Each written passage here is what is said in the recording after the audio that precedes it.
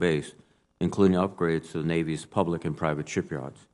Keeping the nature of strategic competition in mind, however, it is also necessary to divest of platforms and capabilities that are either not necessary or inefficient for supporting our strategy.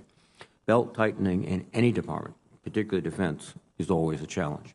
But there's also an opportunity to evaluate what is necessary and what drives innovation. The department has taken the first difficult step in proposing $2.8 billion worth of divestments and retirements of platforms.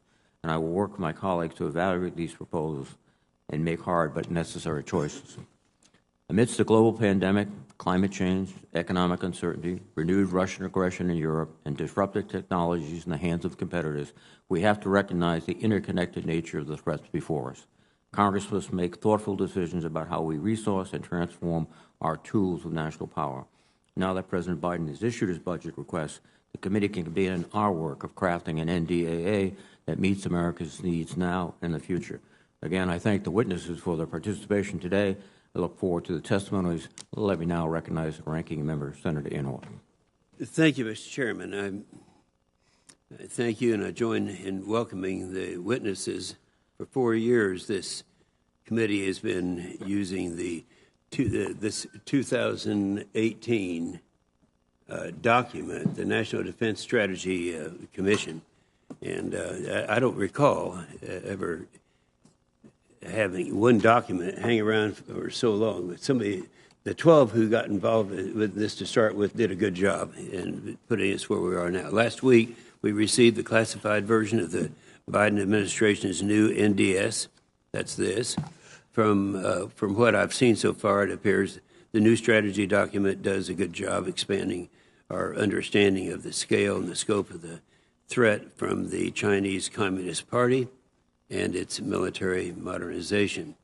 There are some things that we'll probably have disagreement about. We have done that in the past, but we continue to consider the new strategy. For example, there may be some areas of strategy that the administration is willing to take risks, and the Congress may or may not agree. But it's clear, and I really can't stress this enough, the Chinese threat is beyond anything that we have dealt with before in our lives. General Milley, last year you told us that the Chinese and the Russians combined spend more than us on national defense. This year, Beijing announced an additional 7.1% increase in their defense budget. This is a scary thing. This is a big deal.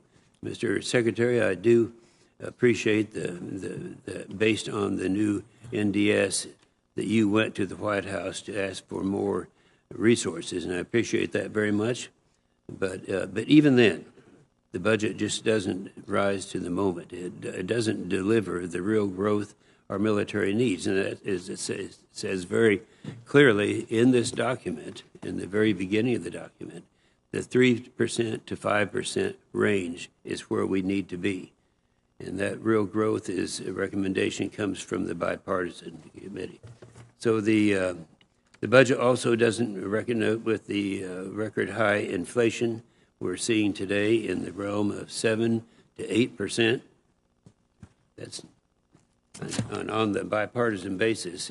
Congress tried to give our defense budget real growth in 2022, but the military will end up losing buying power due to the inflation. This historic inflation is a new, I call it the new sequestration.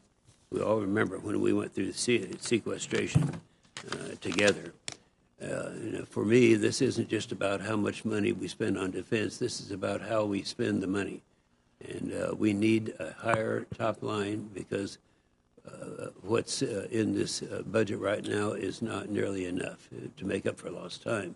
This budget shrinks both our naval fleet and our Air Force aircraft fleet. It cuts end strength. The end strength has been very disturbing to all of us. I'm glad to see the investments in research and development. So some good things are out there working, and we're all doing it together. And the reason I took so long in this opening is that this is the first budget hearing of the season. You know, people don't realize that this goes on 12 months a year, and that's what this is all about, and we're going to do a good job. Thank you, Mr. Chairman. Well, thank you very much, Senator Inhofe, and thank you, Mr. Secretary, the Chairman, and Secretary McCord. We've been informed that there's a vote that will commence at 10 a.m. There'll be 3 votes in order. So we will be slipping out 1s and 2s, but we'll continue the hearing throughout the morning, and then we'll go into the classified section at the conclusion of this open session. With that, let me address a question to Secretary McCord. Mr. Secretary, what? Oh, I'm trying to anticipate the votes, so I jumped ahead. Secretary Austin, let me recognize you for your opening statement. Well, thank you, Chairman. Good morning, Chairman Reed, Ranking Member Inhofe, distinguished members of the committee. Thanks for the opportunity to testify today in support of the President's budget request for fiscal year 2023. It's great to be here with General Milley, who has been an outstanding partner. And I'm also glad to be joined today by our Comptroller and Chief Financial Officer, Mike McCord. Mr. Chairman, we're still focused on 3 key priorities at the Department of Defense. And they include defending our nation, taking care of our people, and succeeding through teamwork. And the budget request that we've submitted to you helps us meet each one of those priorities. Our budget seeks more than $56 billion for air power platforms and systems, and more than $40 billion to maintain our dominance at sea, including buying 9 more Battle Force ships, and almost $13 billion to support and modernize our combat-credible forces on land. Our budget request also funds the modernization of all 3 legs of the nuclear triad to ensure that we maintain a safe, secure, and effective strategic deterrent. Of course, none of these capabilities matter without our people and their families. So we're seeking your support for a 4.6% pay raise for our military and civilian personnel and other special pay and benefits.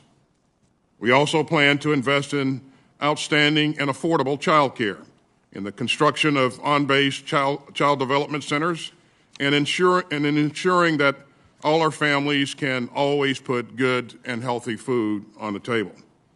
We're also deeply focused on a terrible problem of suicide in the U.S. military. And I'll keep on saying it, mental health is health, period. So we're increasing access to mental health care, expanding telehealth capacities, and fighting the tired old stigmas against seeking help. With your support, I've just ordered the establishment of an independent review committee to help us grapple with suicide, to better understand it, to prevent it, and treat the unseen wounds that lead to it. At the same time, we're still working hard to implement the recommendations of the Independent Review Commission on sexual assault, because we know that we have a long way to go to rid ourselves of this scourge. Our budget seeks nearly $480 million for that enterprise. Sexual assault is not just a crime, it's an affront to our values and to everything that we're supposed to represent to each other and to this country. And this is a leadership issue, and you have my personal commitment to keep leading. Now, while I'm on the topic of leadership, let me briefly address our military's role in the world, because, as I've said, we succeed through teamwork. As I've witnessed myself in the last several weeks, countries around the world continue to look to the United States to provide that sort of leadership. With help from Congress, we've been able to rush security assistance to Ukraine to help the Ukrainian people defend their lives and their country and their freedom. Last October, I visited Kyiv to meet both my Ukrainian counterpart and President Zelensky. And we discussed our deepening defense partnership and our unwavering support for Ukraine's sovereignty in the face of Russian aggression.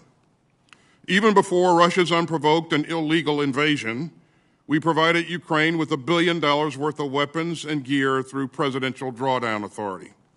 Now we're delivering on another $1 billion pledged by President Biden. And our budget includes $650 million more for security assistance in Europe, including $300 million for the Ukraine Security Assistance Initiative. And just a couple of days ago, the President authorized an additional $100 million to send more Javelin anti-armor systems, weapons that will provide critical support to the Ukrainians as they continue to resist Russian offensives in the east and in the south of the country. We're also helping to coordinate the delivery of material provided by other nations, which continues to flow in every day. And let me thank you for your strong leadership toward our shared goal of helping Ukraine defend itself. Since the invasion, I've spoken and met frequently with Minister Reznikov, my counterpart, including on Monday, and I've assured him that we will continue this effort. And we'll get him and his troops the tools and the inventory that they need most and that they're using most effectively against Russian forces. We've also reinforced our NATO allies. We've sped additional combat power to the alliance's eastern flank, raising our posture in Europe to more than 100,000 troops. These reinforcements include dozens of aircraft, an aircraft carrier strike group, and 2 brigade combat teams. As President Biden made clear, we will defend every inch of NATO territory if required. And we're making good on that promise. Mr. Chairman, as you've heard me say many times, we need resources matched to strategy and strategy matched to policy and policy matched to the will of the American people. And this budget gives us the resources that we need to deliver on that promise as well. It reflects our recently submitted National Defense Strategy, which highlights the pacing challenge of China. And that's why we're investing some $6 billion of this budget in the Pacific Deterrence Initiative. It's why we're realigning our posture in the Indo-Pacific toward a more distributed footprint. We're going to enhance our force posture, infrastructure, presence, and readiness in the Indo-Pacific. This includes the missile defense of Guam. And it's why we're making broad investments in such key areas as undersea dominance, fighter aircraft modernization, and advanced weaponry, including hypersonic strike. And many of these investments will pay dividends in countering the acute threat of Russia as well, which our strategy underscores. At the same time, we must be prepared for threats that don't observe borders, from pandemics to climate change. And we must tackle the persistent threats posed by North Korea, Iran, and global terrorist groups. Now, the National Defense Strategy advances our goals in 3 main ways: forging integrated deterrence, campaigning, and building enduring advantages.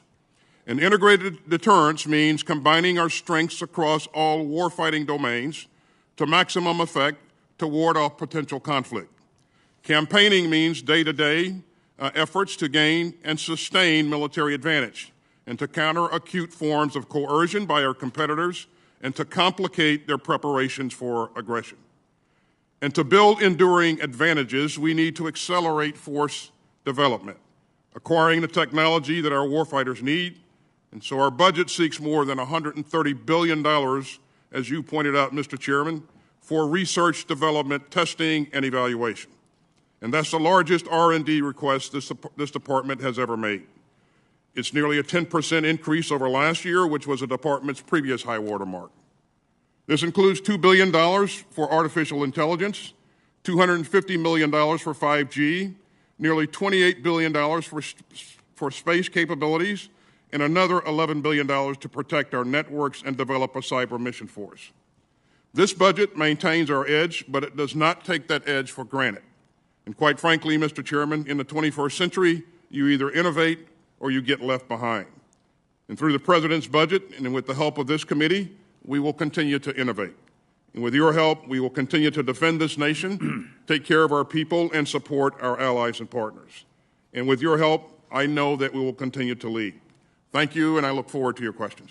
Thank you very much, Mr. Secretary. General Milley, please.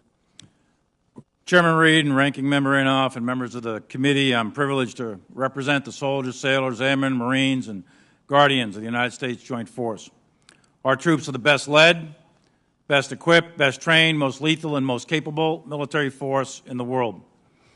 Alongside our allies and partners at any given time, approximately 400,000 American troops are currently standing watch in 155 locations around the world, conducting operations every day that keep Americans safe. Currently, we are supporting our European allies in guarding Europe's eastern flank in the face of unnecessary war of aggression by Russia against the people of Ukraine and the assault on democratic institutions and rules-based international order that have prevented great power war for the last 78 years since the end of World War II. We are now facing two global powers, China and Russia, each with significant military capabilities, both of whom intend to fundamentally change the current rules-based global order. We are entering a world that is becoming more unstable, and the potential for significant international conflict between great powers is increasing, not decreasing. The United States military comprises one of the four key components of America's national power: diplomatic, economic, informational, and military, to protect the homeland and sustain a stable and open international system. In coordination with the other elements of power, we constantly develop a wide range of military options for the President as Commander-in-Chief and for this Congress to consider. As the U.S. military, we are prepared to deter and, if necessary, fight and win against anyone who seeks to attack the United States or our allies or our significant, vital national security interests. The Joint Force appreciates the work that our elected representatives do to ensure that we have the resources needed to train, equip, and manage the force in order to be ready. We thank this Congress for increasing last fiscal year's level of military funding, and we look forward to your support for this year's budget. The Joint Force will deliver modernization and readiness for armed forces and security to the people of the United States at the FY23 budget request of $773 billion. This budget will enable the decisions, the modernization, and the transformation of the Joint Force in order to set and meet the conditions of the operating environment that we are likely to face in 2030 and beyond, the so-called changing character of war that we have discussed many times in the past. We will work diligently to ensure the resources the American people entrust to us are spent prudently and in the best interest of the nation. In alignment with the forthcoming National Defense Strategy, the classified document is out, and the National Military Strategy, this budget delivers a ready, agile, and capable joint force that will defend the nation while taking care of our people and working with our partners and allies. We are currently witness to the greatest threat to the peace and security of Europe and perhaps the world in my 42 years of service in uniform.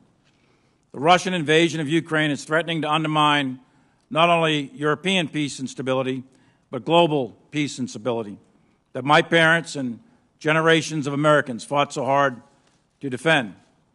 The islands of the Pacific and the beaches of Normandy bore witness to the incredible tragedy that befalls humanity when nations seek power through military aggression across sovereign borders. Despite this horrific assault on the institutions of freedom, it is heartening to see the world rally and say never again to the specter of war in Europe. Your military stands ready to do whatever is directed in order to maintain peace and stability on the European continent, a peace that ensures global stability, an international order where all nations can prosper in peace. We are also prepared and need to sustain our capabilities anywhere else on the globe, as well as our priority effort in the Asia-Pacific region, measured against our pacing challenge of the People's Republic of China. And in defense of our nation, we must maintain competitive overmatch in all the domains of war: space, cyber, land, sea, and air. The United States is at a very critical and historic geostrategic inflection point. We need to pursue a clear-eyed strategy of maintaining peace through the unambiguous capability of strength relative to China or Russia. This requires that we simultaneously maintain readiness and modernize for the future. If we do not do that, then we are risking the security of future generations. And I believe this budget is a major step in the right direction. I look forward to your questions. Well, thank you very much, General and Mr. Secretary. I'd like to address my first question to Secretary McCord, and that is one of the concerns that everyone has right now is the impact of inflation on the budget. Can you explain how the Department calculates inflation and how it was taken into account in this budget request, both in terms of personnel and in major contracts? Yes, Chairman.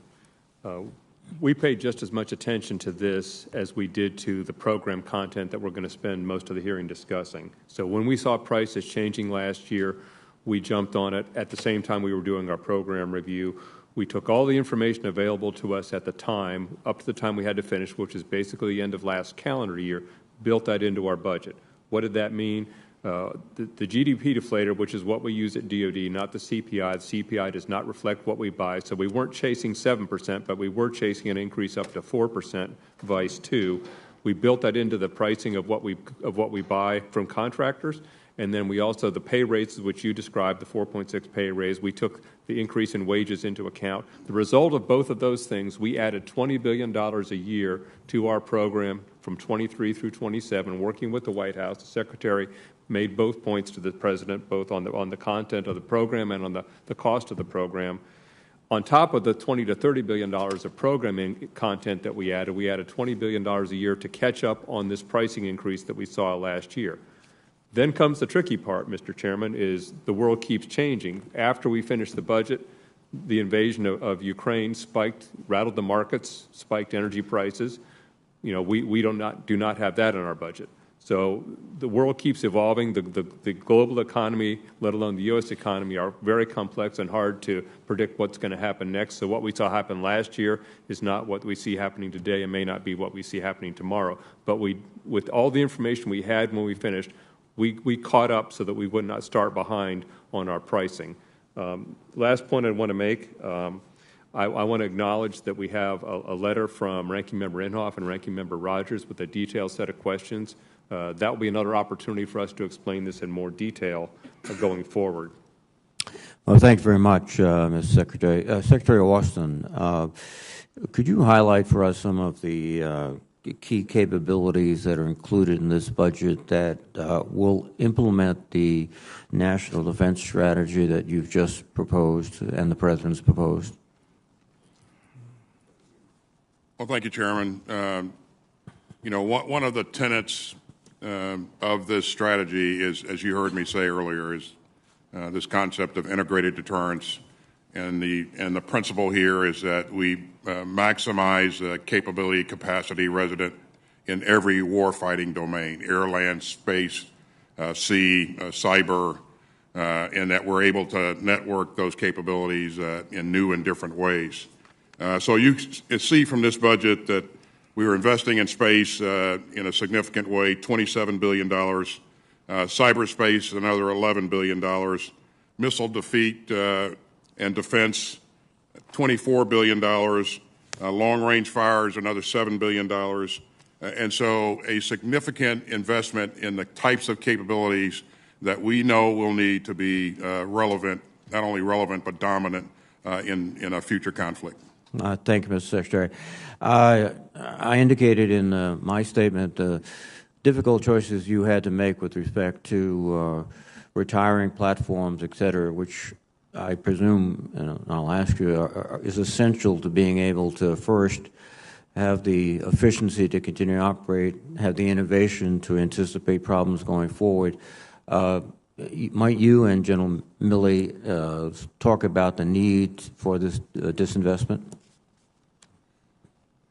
Absolutely, Chairman. As you know, it becomes very difficult and costly to try to maintain platforms that will not be relevant and effective in a fight with a peer competitor. And so, because these platforms in many cases are very difficult to continue to maintain, we need to choose to off-ramp those capabilities and invest in capabilities that we know that will provide us what we need in a future fight. Thank you. General Milley, please. Thanks, Senator. The divestment to invest strategy retires a variety of platforms, mostly Navy and Air Force, that are quite expensive, and the cost-benefit analysis to sustain them over time doesn't add up. Number one. Number two is the technologies in those systems. Many of those systems that we're divesting are old. So we are trying to modernize the force for the future operating environment, 2030 and beyond, and that's where the investments are in this budget. No, I appreciate that, and I think looking at not just the fighting in Ukraine, but also the fighting recently in Azerbaijan and Armenia, the impact of drones, for example, vis-a-vis tanks, it symbolizes, I think, in a way, the future, where large systems that we assumed in the past were difficult to defeat have been handled quite adroitly by the Ukrainians. But with that, let me recognize Senator Inhofe. Thank you, Mr. Chairman. Mr. McCord, the chairman, asked a question and led off with, which I was going to do, but currently now the question would be in 2022. Do you want to expand a little bit on that year? Yes, Senator. On inflation in 2022, the GDP deflator, which is what the department's always used, was the budget that you got last year at this time was built on 2%. We now saw the year ended at 4%, and that's what we caught up on, so that pricing going forward, building it into our program going forward, would not be behind. The tricky part from now is assessing what's going to happen in 23 going forward, given how hard it is to predict these things and whether oil price spikes are going to persist or not persist, things like that. Mm-hmm. Which I think they will be persisting. Secretary Austin, there are some who say that we shouldn't be talking about the top line. We should be talking about how the budget aligns with the strategy, and I think we need to talk about both. But we only have a classified defense strategy, and we have no national security strategy. So how are we supposed to connect the dots between the strategy and the budget? Is there any timeline for the White House to release the national security strategy so that we can have a debate in public about the strategy? Well, thanks, Senator. I can't offer you a timeline on when that's going to be released. I would only say that as we constructed the National Defense Strategy, we used the guidance that was available in the very detailed National Security Strategy guidance that was published very early on in this administration, and that was very helpful to us to allow us to map out the strategy that you now see. And if you look at that strategy and you look at the budget, you'll see direct linkages between the budget and the strategy, because we use the strategy to fabricate the budget. Okay, that's good. Thank you very much. General Milley, I'm going to ask you one question, and I already know the answer because I know you, and I think it needs to be stated in this hearing. I want to follow up on this Congresswoman Turner's question from the HASC hearing earlier this week. You said your position on the sub-launched nuclear missile hadn't changed. I just wanted to confirm, like Admiral Richard and General Walters, that your best military advice is to continue development of this missile for deterrence purposes. That's correct, Senator. My position didn't change, and I think that it's important to have as many options as possible for this president or any other president. But I do want to state also that we have lots of options, and we have a significant nuclear capability. So I don't want any foreign adversary to misread what I'm saying. I happen to believe that this president and every president needs lots of options, which we have, but I think more options are better. Okay. Agreed.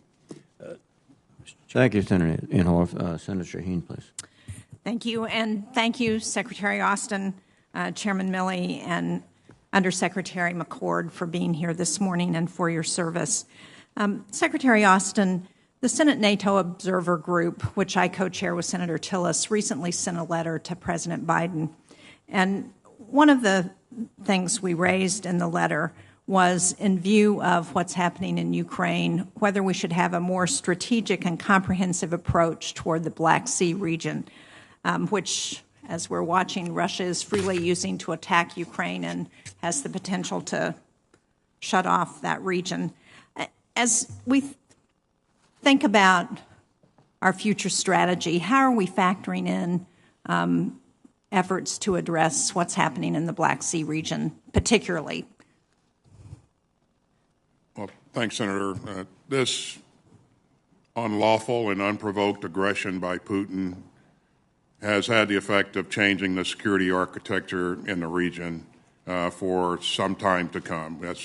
And so what NATO is now doing is taking a look at what has changed and what NATO will need to do to make sure that we can continue to do what's necessary in protecting our NATO countries, defending our NATO countries. That work is just commenced. It's ongoing. I expect that we'll have a robust discussion as we go to the summit in June. But again, it's ongoing work. We recognize, however, that change has occurred, and that change needs to be accounted for.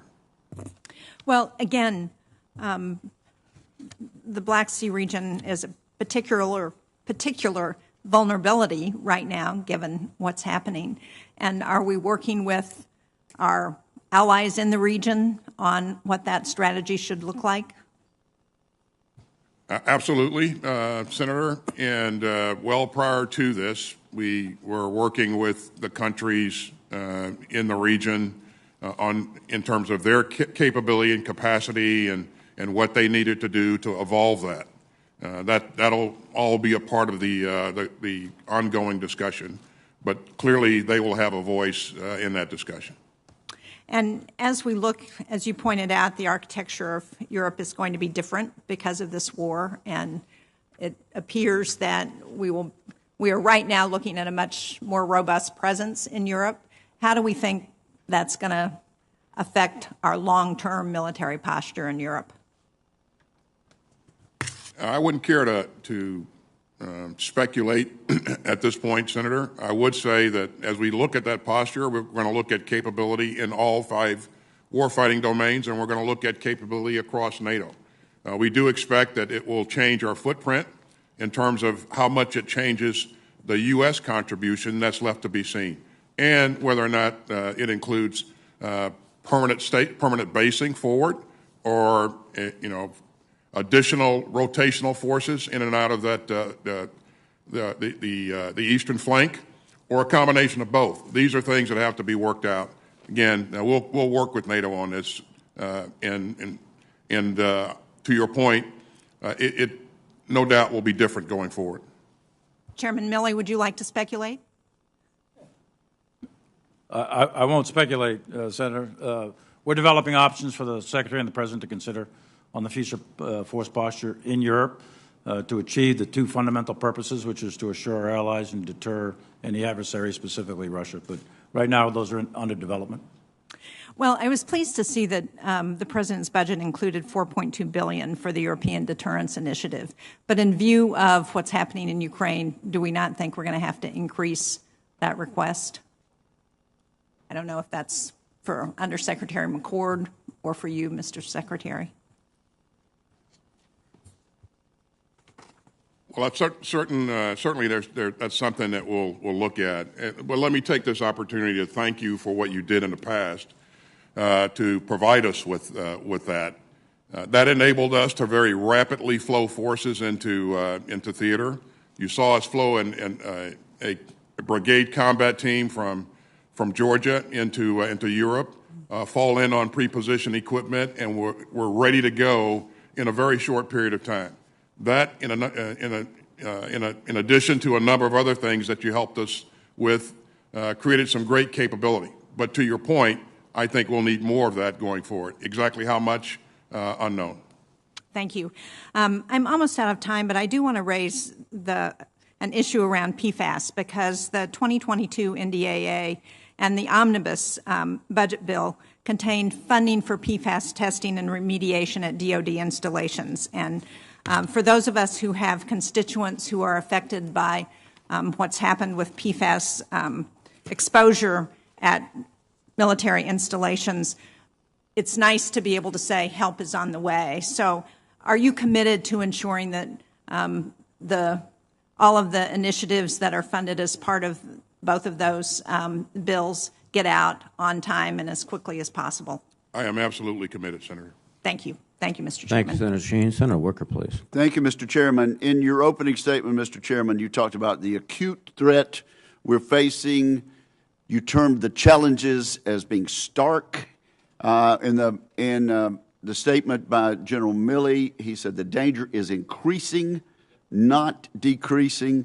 Certainly, Senator Shaheen is correct about a more robust presence in Europe. And of course, that's going to require more funds from the Congress, the branch of our government that has the power of the purse. I don't see how we can view the current climate as being one in which budget tightening is appropriate. So I would just challenge my colleagues on this committee and in the House and Senate to assert our authority as the appropriators and as the branch of government charged with providing enough funds to provide for the common defense under the Constitution. Now, Secretary Austin, let me talk about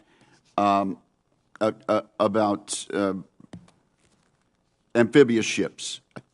To your credit, you assured Senator Kaine and me that you would fund the Commandant's need for amphibious ships to conduct Marine Corps missions. You did this in the Department's FY23 budget. It calls for full funding of LPD 32 and funds LHA 9. So thank you for working with Senator Kaine and me on that. However, I have significant concerns for the future of amphibious ships. The Department of Defense has not delivered the Navy's 30-year shipbuilding plan for Congress. When are we going to get that? Further, the Department of Defense has not delivered its amphibious ship study to Congress. Again, when will we get that? Yet even without these two documents, the Department is proposing to end the LPD amphibious ship construction line after LPD 32. Now, by contrast, the Commandant of the Marine Corps has been clear. He needs a minimum of 31 amphibs. The math is simple. If you end the LPD line after LPD 32, you cannot reach the 31 traditional amphibious ships. The Marine Corps even included funding for an entire LPD 33 as its #1 unfunded priority in FY23. So, Secretary Austin, why did you not include funding for LPD 33 in the FY23 budget? How do you propose filling the operational gap that this is going to cause? And do you think we should take note of the fact that the Marine Corps chose LPD 33 as its top choice for additional funding? Thanks, Senator, and let me also thank you for what you've done to continue to support us and continue to support our Navy and our Marine Corps. As you pointed out, there's $2.8 billion in the 23 budget focused on amphibs. Amphibs are important to us today. They will be important to us going forward. There's $5 billion allocated to amphibs across the FIDA. As you know, we're based upon the Commandant's vision of the future Corps. We'll track along with what the Commandant's needs are. We'll continue to work with him. We're also investing in a amphibious warfare ship, which is a lighter version of an amphib, and we will make those investments. But we'll continue to work with the Commandant going forward, and those two reports that you mentioned earlier, the shipbuilding plan and also the amphib study, those are forthcoming in the next several weeks. In the next several weeks. Well, very good. Well, let me ask you this, Secretary Austin, with regard to Ukraine. You said on Tuesday it's the objective of the government to deter Putin. But as General Milley described, it's very difficult to do so unless you put forces on the ground. In the Omni, Congress provided you with $3 billion in authority to further arm the Ukrainians. Yet, we've only used $900 million of this, less than a third of the amount authorized. This could also be used to backfill the Eastern Flank NATO partners. Why hasn't the administration provided the full $3 billion? Does the administration not want to send it yet? Is it not available yet? Or are there throughput problems at the Pentagon? And how do we fix these problems to get our friends in Ukraine the equipment, the weaponry they need to defeat the Russians?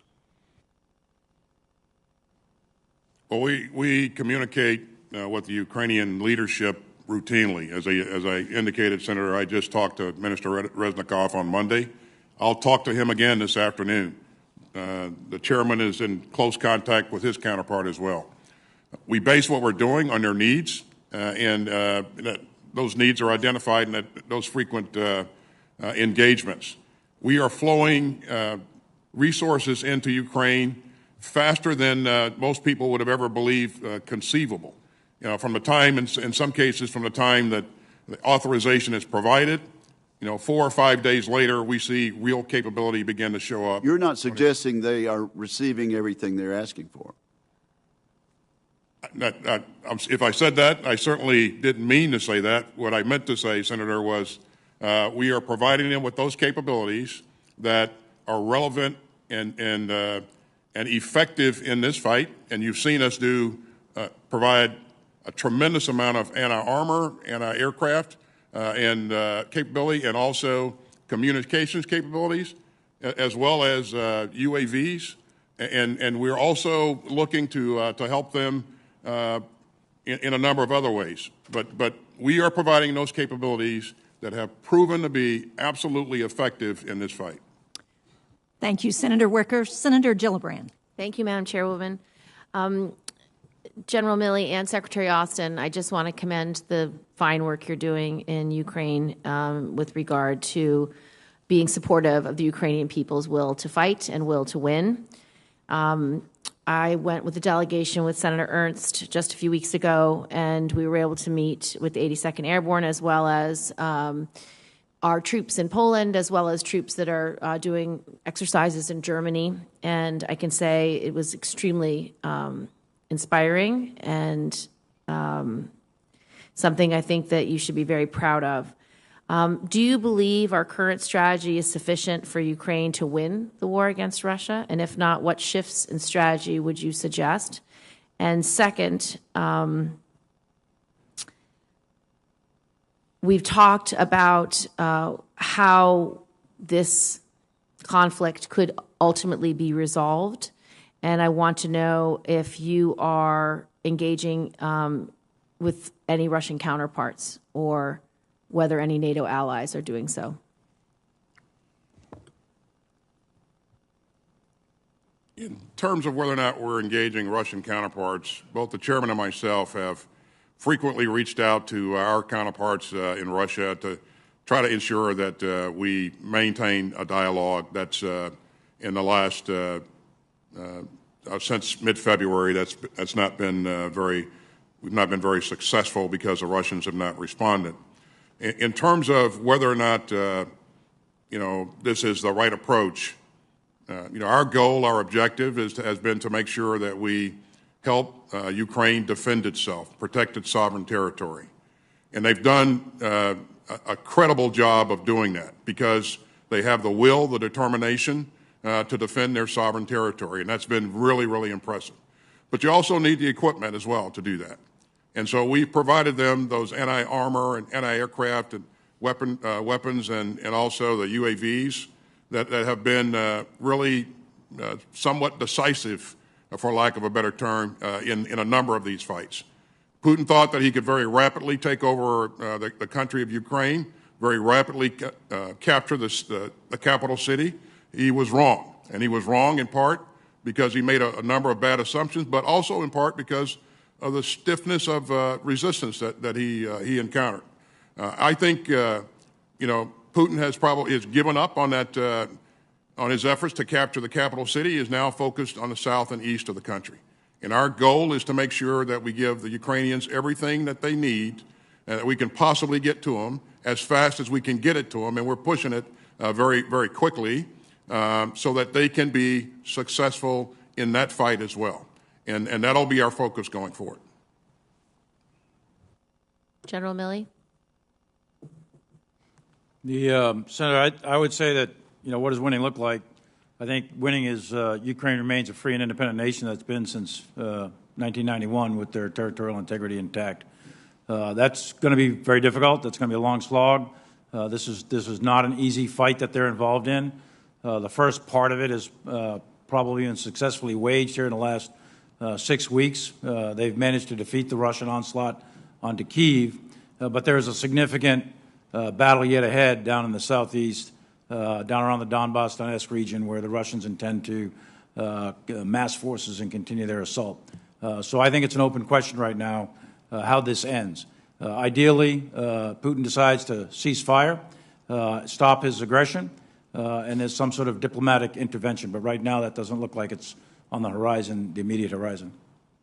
And do you believe we need any shifts in strategy, or do you believe that the current course is the best course?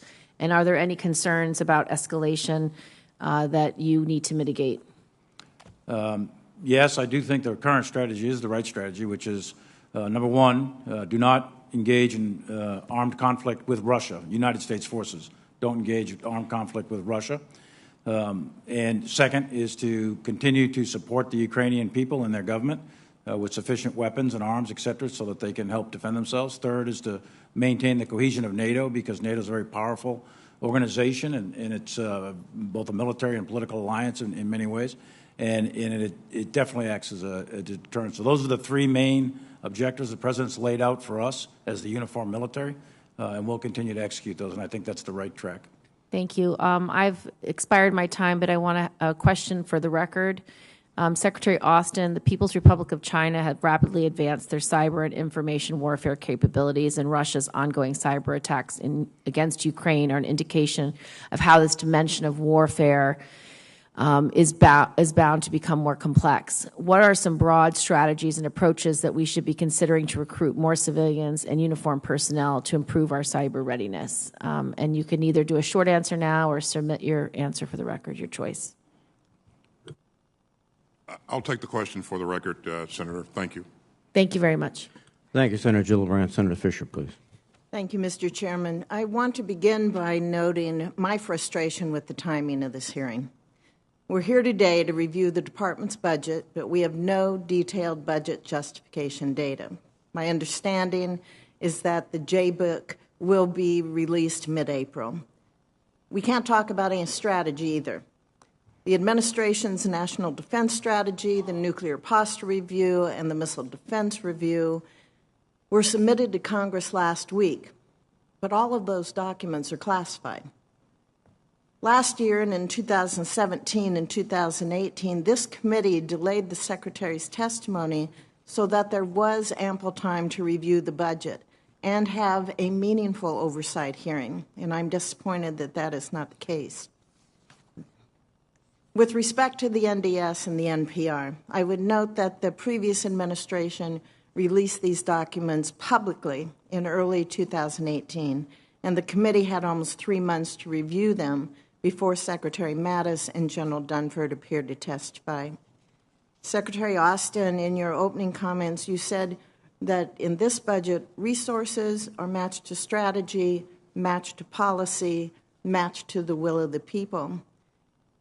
I think having this hearing without any detailed information about the budget, and when we are unable to openly discuss any of the administration's strategy documents, directly undermines the committee's ability to conduct its oversight work. And it is contrary to the spirit of transparent government that these public hearings are intended to support. I will be deferring most of my questions to the classified portion, but I do have a few that we were able to glean from the top lines that we were given. Secretary Austin, in Section 1684 of the 2017 NDAA, it was directed that the department would designate an acquisition authority to be responsible for defense of the homeland from cruise missile threats, but the department has still not made such a designation. What's the status of this, and does the department intend to make a designation, and when, or can we expect that to happen in the near future? Well, thanks, Senator. We do intend to make a designation, and we'll move out smartly on that. In terms of being transparent and when the budget, detailed budget's released, I'll invite Mr. McCord to make a couple of comments there. But it's our goal, it's our desire, it's our mandate to be as transparent with you as possible, and we will do that. I would like to continue with my questions since I will run out of time here. But I would point out that one of my missions, and I've talked to you about it, I've talked to all the service chiefs, to the Joint Chiefs, to be able to declassify much of the material that we see as members of Congress. And I think there are ways to do that.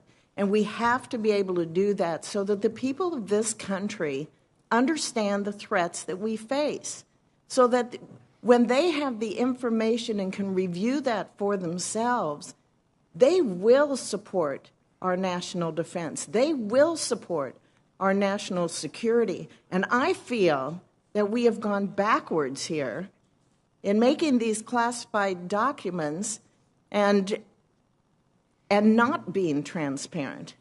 But if I could continue. Given the increasing cruise missile threat to the United States, again, I think it's important that we make this designation. It was in the 2017 NDAA, and that was a long time ago. So I hope that you will step up and do this. Also, Secretary Austin, under this budget, the Air Force is divesting 369 aircraft this year and buying 87, which is a net loss of 282. The 5-year plan projects buying 467 aircraft and divesting 1,468, a loss of over 1,001. And the Navy's battle force shrinks as well under this budget, dropping from 298 ships today to 280 in FY 2027. You know, I'm open to the concept of divesting of legacy platforms, but I think that is dangerous and a dangerous way to put stress on the force that we have. So how are we planning to deal with that dilemma, and are we expecting operational demands to fall? You know, how realistic is that? Well, thanks, Senator. First, let me just highlight that affirm that there will be an unclassified version of the strategy that comes out a bit later. Again, in terms of divestment and investment, we are investing in those capabilities that will enable us to be decisive in the future fight.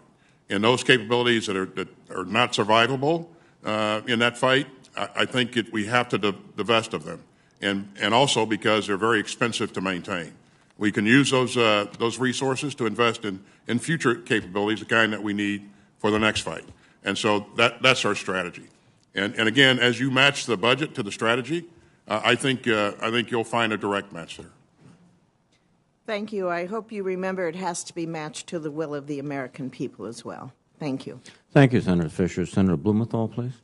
Thank you, Mr. Chairman. Thank you both for your service. I will say on my own behalf that we're very, very fortunate this very dangerous time in our nation's history to have one of the most impressive defense and national security teams in recent history. So thank you for your service to our nation at this very perilous time.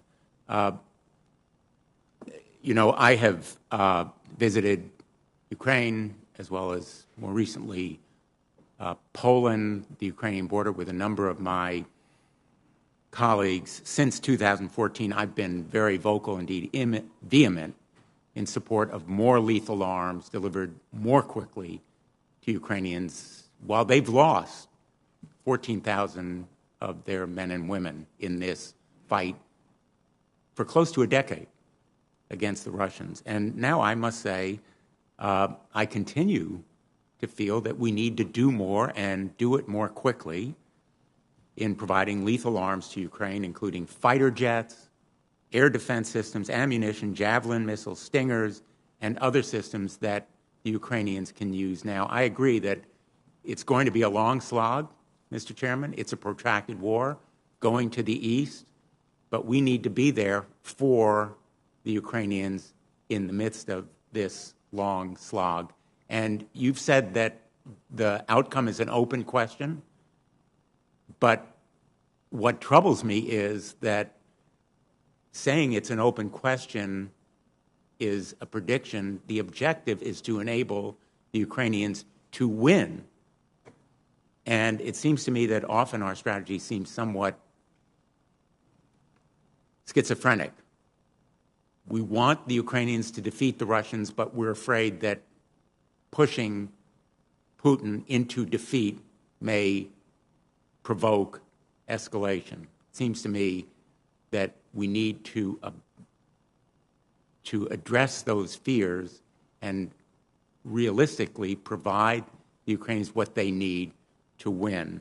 And so let me ask you whether you feel, for example, that we can do more to train the Ukrainians in anticipation of that long slog, to use more advanced weapon systems that we could provide. Number two, can we provide systems such as the A-10s that we are, in fact, diminishing in use in our own armed services? Can we provide more naval assets to be more effective in the kinds of aerial defense that will stop Putin's reign of terror? Can you give me an assurance that we will do whatever it takes to enable the Ukrainians to win while avoiding the escalation into nuclear confrontation?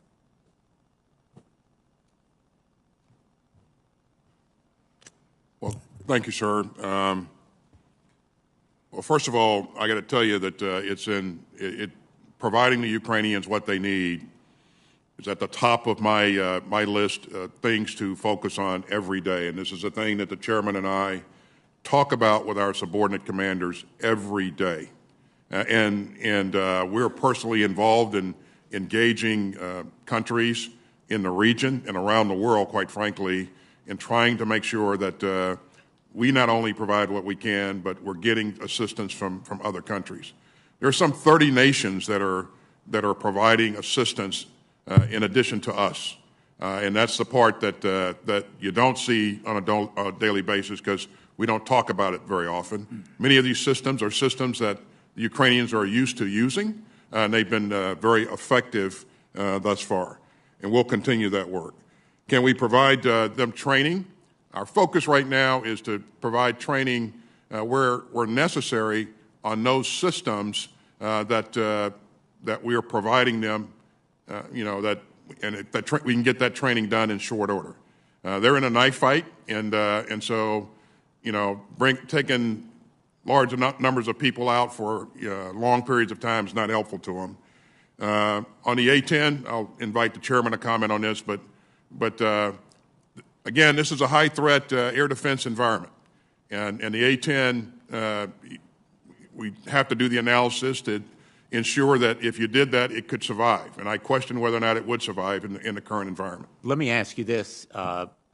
Secretary. Shouldn't we be using now the Defense Production Act to produce more of the Javelins, the Stingers, all of the stocks that we are using and diminishing and running low on, and our allies as well? Shouldn't we be applying the Defense Production Act? We are pushing hard to engaging industry to make sure that we move the production of these items as quickly as we can, and that's not an easy task with at least one of the items there, but we will move this, continue to move this in terms of additional production as fast and efficiently as we can. And are you alarmed that the Russians are not returning your call, that they're not communicating with you?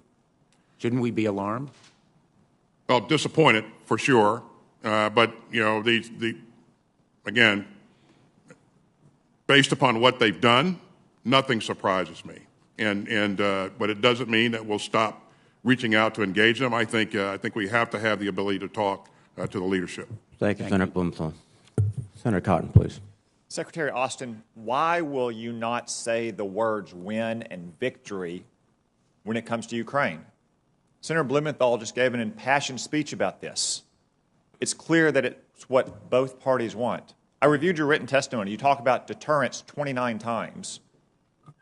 You never once used the word win or victory in reference to Ukraine, nor does the Secretary of State, the National Security Advisor, the Vice President, the President. Have the words win and victory been purged from the administration's vocabulary when it comes to Ukraine? The words win has certainly the word win has certainly not been purged from our vocabulary. Do you want Ukraine to win, or do you want this war merely to end? I think the chairman pointed out very accurately what a desired end state would be. Ukraine maintains its sovereignty and its ability to protect its country, defend itself. It maintains its government. Russia is weakened militarily, and Russia, from a geopolitical standpoint, is a pariah, and countries will not volunteer to align itself with Russia. Some of that will happen, but we can see those kind of things beginning to happen. Okay, I thought that, the chairman's response to Senator Gillibrand was pretty good on this point about what Ukraine winning looked like, a free and independent Ukraine with sovereignty and control over its own territory. Does that include the territory that Russia or Russian proxies controlled in the Donbas as of February 24th, the day before the invasion? I think it's appropriate to let President Zelensky and the government of Ukraine define what that is going forward. Are you or anyone else in the administration discouraging President Zelensky or your counterparts from launching attacks that would involve taking back any part of the Donbas or the Crimea? No. Are you providing them intelligence to conduct such attacks? We are providing them intelligence to conduct operations in the Donbas. That's correct. In the Donbas, on the territory that Russia or its proxies controlled before the invasion?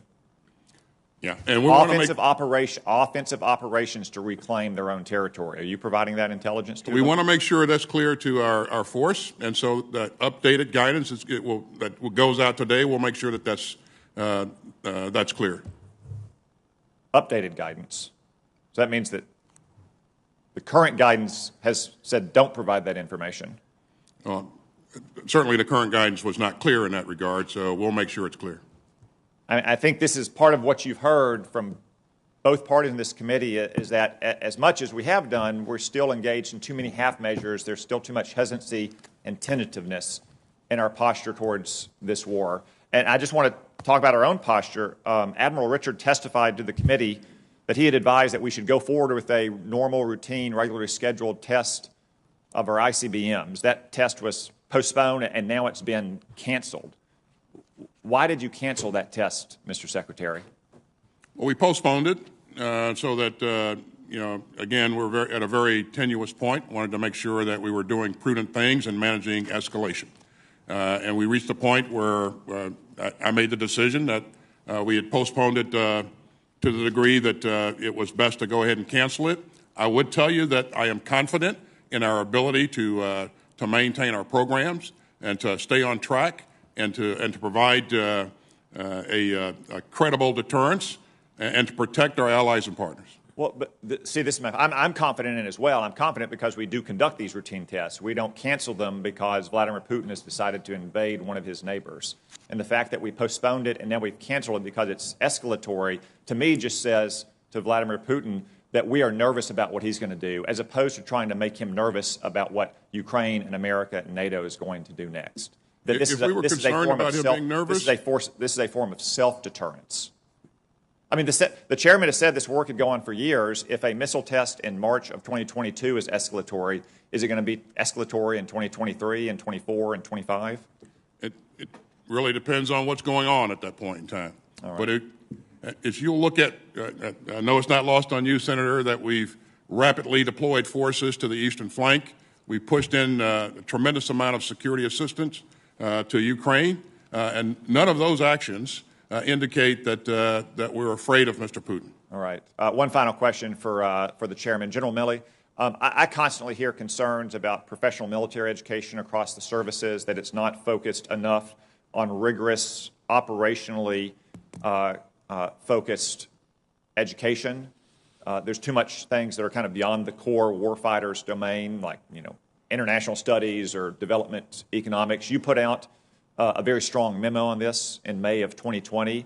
Unfortunately, I still hear that some of the schools are not implementing that fully. Could you talk to me a little bit about your concerns in that memo and what plans you have to make sure that that's driven down to the lowest level at our professional military education schools? Yeah, thanks, Senator. Look, the U.S. military has two tasks: prepare for war and fight and win wars. That's it. And the PME is designed to do that. We issued out that guidance in 2020 to emphasize that, warfighting, operational skills, strategic thought, et cetera. And we do periodic reviews. I just got a report probably about a couple weeks ago, actually, that I had them. I said, how many contact hours do we do in the war colleges and the staff colleges? It come out to round figures just under 5,000. Did the math. My guys did the math, the analysis, and 80% of that time was spent on warfighting, operational art, and strategy. The others are spent on things like congressional engagement, public affairs, administrative tasks that you have to do to run the military. So it is focused. 80% of the time is focused on the warfighting skills necessary for command and leadership at the staff level at different organizations. Okay, Thank you, Senator Cotton. I'd really like it to 100%. I bet the one thing you'd love to strike is congressional engagement. No, it's an important Thank you, Senator Cotton. Senator Rondo, please. Thank you, Mr. Chairman. Secretary Austin, I want to commend you for reaching the decision that you did to defuel and permanently close the Red Hill storage facility on Oahu. Ensuring the health and safety of our citizens has been my number one priority, and this decision not only protects the island's drinking water, but will ultimately benefit operations in Indo-PACOM as we look to expand our ability to operate in a distributed manner across the AOR. I also would like to particularly thank Deputy Secretary of Defense Catherine Hicks for her diligent work on this issue and her communicating with me personally. And the closure of Red Hill is going to be a multi-year, multi-phase endeavor. There is the defueling process itself, the closure of the facility, the cleanup of the site. The entire effort will require significant planning and resources for years to come. I ask you to work closely with the Hawaii Department of Health and the EPA as we go forward. And the funding in the President's budget shows DOD's commitment to the long-term closure and cleanup of Red Hill, and demonstrates, very importantly, to the people of Hawaii that the environmental remediation will not fall to the wayside. Secretary Austin, would you like to add any comment to this? Just a couple, Senator. First of all, I want to thank you personally for your leadership and that of your colleagues in doing the work that you did to help us work our way through this. We remain grateful for that. I would also highlight that the safety and security and the health of our troops, our families, the people in the community is absolutely important to the Department of Defense. And you are correct. We have allocated funds that will help us begin to address the critical components here going forward. The defueling process, remediation will be no doubt carry a significant expense, and I certainly hope that Congress will continue to support us as you have done to this point. So thank you. Thank you for your continuing leadership. Secretary, it is my understanding that this year the National Defense Strategy and the Missile Defense Review were developed simultaneously for the first time to ensure alignment of decision-making across these documents. In the NDS, one of your four stated priorities is defending the homeland, which will make sense to ensure missile defense is in line with that priority. And though the budget justification books are not out yet, one concern I have is for the defense of Hawaii from missile threats. And to date, the department has spent significant resources on HDR Hawaii, which I have supported because we were told many times that this was required by the operational commanders. And while we wait for greater detail on the department's decision relating to the future of HDRH Hawaii, I'd like to understand the department's position on defense of Hawaii and how, if HDR Hawaii is not funded, how the department plans to upgrade radar discrimination capability for the defense of Hawaii. And the question is, Secretary Austin, what is your plan for the future defense of Hawaii from missile threats? In terms of the defense of Hawaii right now, we are absolutely committed to defending this country. Hawaii is a key part of that defense and certainly is defended as we speak. Going forward, Senator, you'll note that we're investing $24.7 billion in missile defense and defeat. And so, we're developing the next generation interceptor, and our goal is to stay 2 steps ahead of our adversaries' emerging technologies, and Hawaii will absolutely be a key part of that. So just to be clear then, if we are not going to be continuing to fund HDRH Hawaii, that you are developing, as you mentioned, the next-gen interceptors to make sure that Hawaii is defended against missile threats. Absolutely, That's Senator. correct?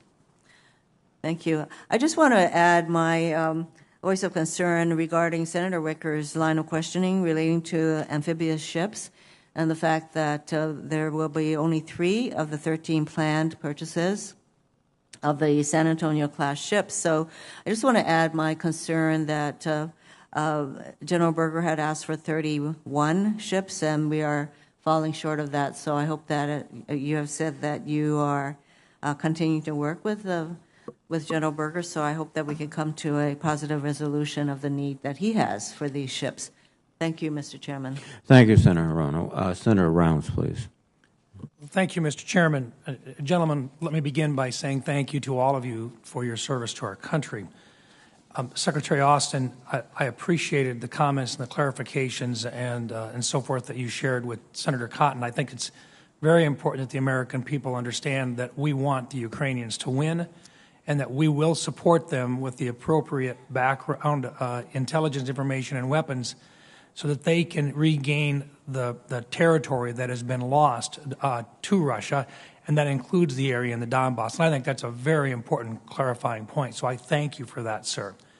I'd also, Mr. Secretary, and if this is an issue which you would prefer to have Mr. McCord address, that's fine with me, sir, but the industrial base that we have today in the United States is one that we, particularly the defense industrial base, is one that sometimes comes under question with regard to our long-term capabilities, and yet it's something that has been of concern to this committee, and I think that the Joint Chiefs have expressed their concern in the past about our ability to respond and to build the weapons and to maintain the weapons systems that we have.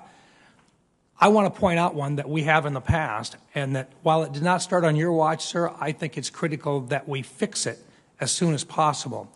And what I'd like to talk about is an example that I've talked about before. The ability of the Navy, and I'm going to use the Navy because we've used the Navy in the past. The ability of the Navy to manage scheduled maintenance for its vessels is beyond concerning. The USS Boise is a case in point, but far from being the only example. Now, the USS Boise is a Los Angeles-class nuclear attack sub. It was commissioned in November of 1992. The Boise has not been on patrol since 2015. It lost its dive certification in 2017. Now, we've had some of our folks, my MLA was on board the Boise in September of 2019 as its crew executed pre-maintenance procedures. Here we are, 7 years plus later, since it was last on patrol, and it is still awaiting its engineered overhaul. And there is no funding to allow this to happen until, at the earliest, FY24, but probably FY25. Now, this is what's concerning. Multiple captains of the Boise have spent their entire command at sea tour while it's been stuck in limbo. American taxpayers continue to pay for a nuclear attack submarine that hasn't executed its mission in 7 years. Now, myself and my colleagues have asked tough questions of Navy leaders for at least the last 5 years, and yet nobody in the Navy has been able to solve the problem. Now I'm hearing that the Boise may be decommissioned without ever receiving an overhaul. I think this is simply not acceptable to have the taxpayer-funded nuclear attack submarine with those capabilities out of service for more than 7 years, and we can't seem to get to the bottom of what the problem is. Mr. Secretary, I'm not sure if you're prepared to discuss this or if you'd like to have Mr. McCord attempt it, but I'd sure like to hear your thoughts.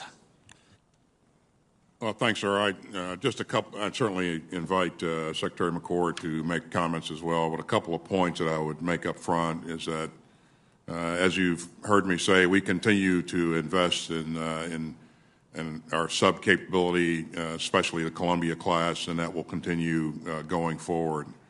We think it's critical.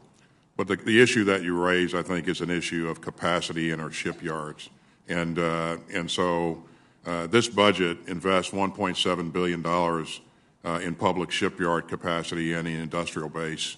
I think it's critical, and we'll continue to do our part to make sure that we're helping the industry helping create the capacity to take care of our capabilities here. Mr. Secretary, thank you. And perhaps rather than spending the rest of my time on this particular one, could I ask, would you get back with us and let's find a solution to this problem? Sure, absolutely. Thank you.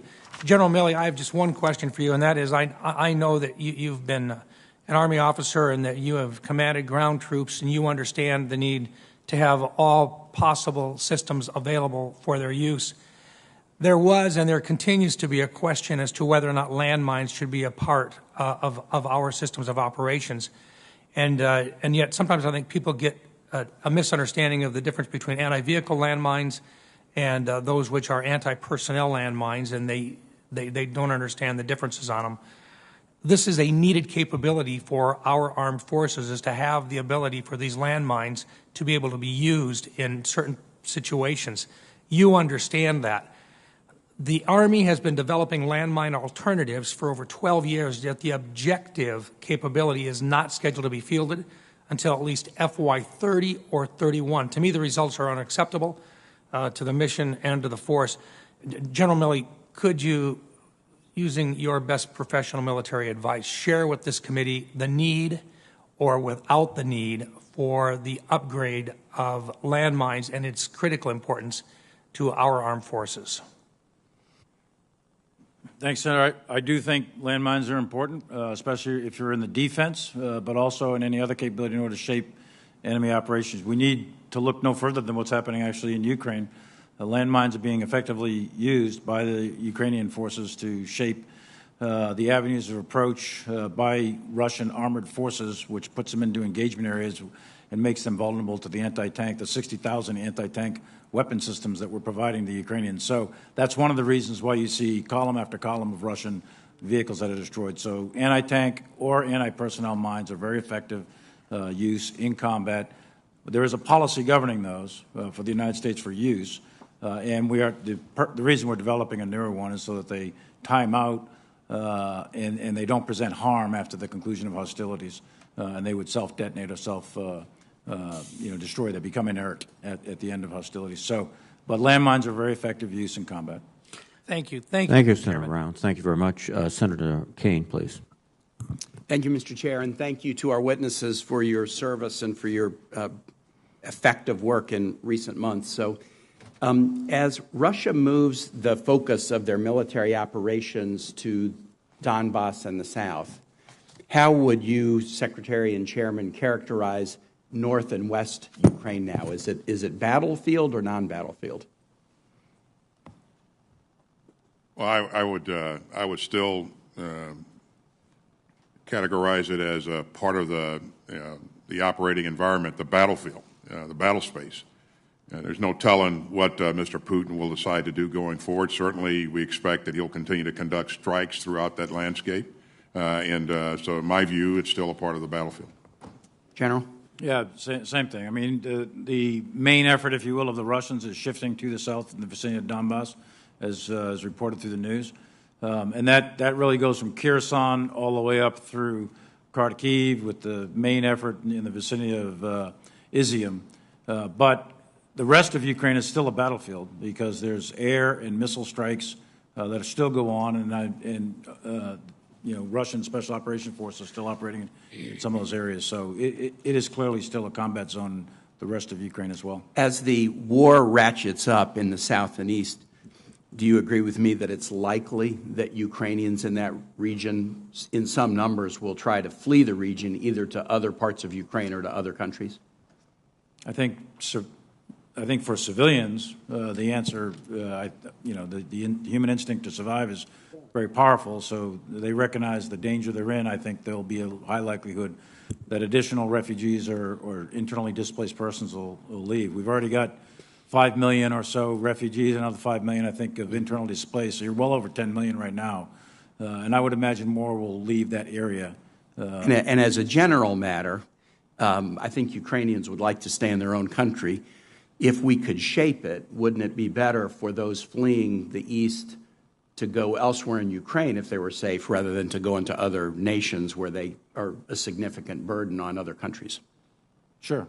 I mean, if President Zelensky were to appeal to the United States, NATO, the UN, and say, the ratcheting up of the war in the East is going to create such a pressure for people to flee, these people want to stay in Ukraine, can you, as our allies and NGOs, flood humanitarian relief into Western Ukraine, shelter, medical capacity, food, so that displaced persons in large numbers will be able to come to a place in Ukraine rather than flee across the borders, and President Zelensky were to ask for the United States' assistance in doing that? Should we seriously entertain that request?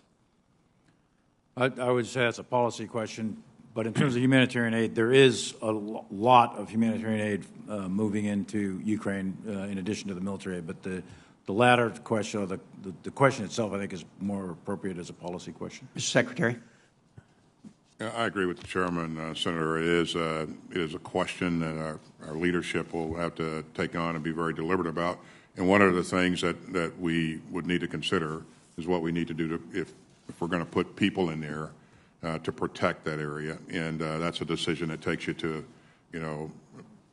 fighting the Russians. And so that's a pretty significant decision. But I would emphasize what the chairman has said. USAID and others are flowing a lot of humanitarian assistance across the border now. And the Europeans are pretty good at providing this kind of assistance. Great. Let me switch topics. Some of my colleagues have raised the concern about inflation and what that means with respect to the defense budget. There's other economic trends other than inflation. Historic job growth right now, historic growth in the GDP, historic growth in wages and salaries. This morning, new unemployment claims were announced, and it is the lowest number since 1968. In January of 2021, we were seeing 965,000 new unemployment claims a week. It's 166,000 now. Many of us met with Admiral Gilday and Secretary Del Toro this morning. We asked about, hey, that's fantastic. The strong job growth is great, but it also creates workforce challenges, both within the uniformed service but also in our industrial base. How are you tackling the workforce needs of our defense system today when unemployment rate is dropping so quickly? Well, that certainly does. One of the things that creates headwinds for us going forward in terms of recruiting not only uniformed personnel but also getting the right kinds of talent that we need to fill our ranks here. We'll continue to devote resources to making sure that we're doing the right things in marketing and advertising and outreach. But these are challenges that we've faced before, and we're just going to have to double down and make sure that we are active in the right areas, and we're committing the right resources to make sure that we get the quality people that we need to be successful. Thank you, Senator Kaine. Senator Ernst, please. Thank you, Mr. Chair and gentlemen. Thank you so much for your continued service to our great country. We are appreciative.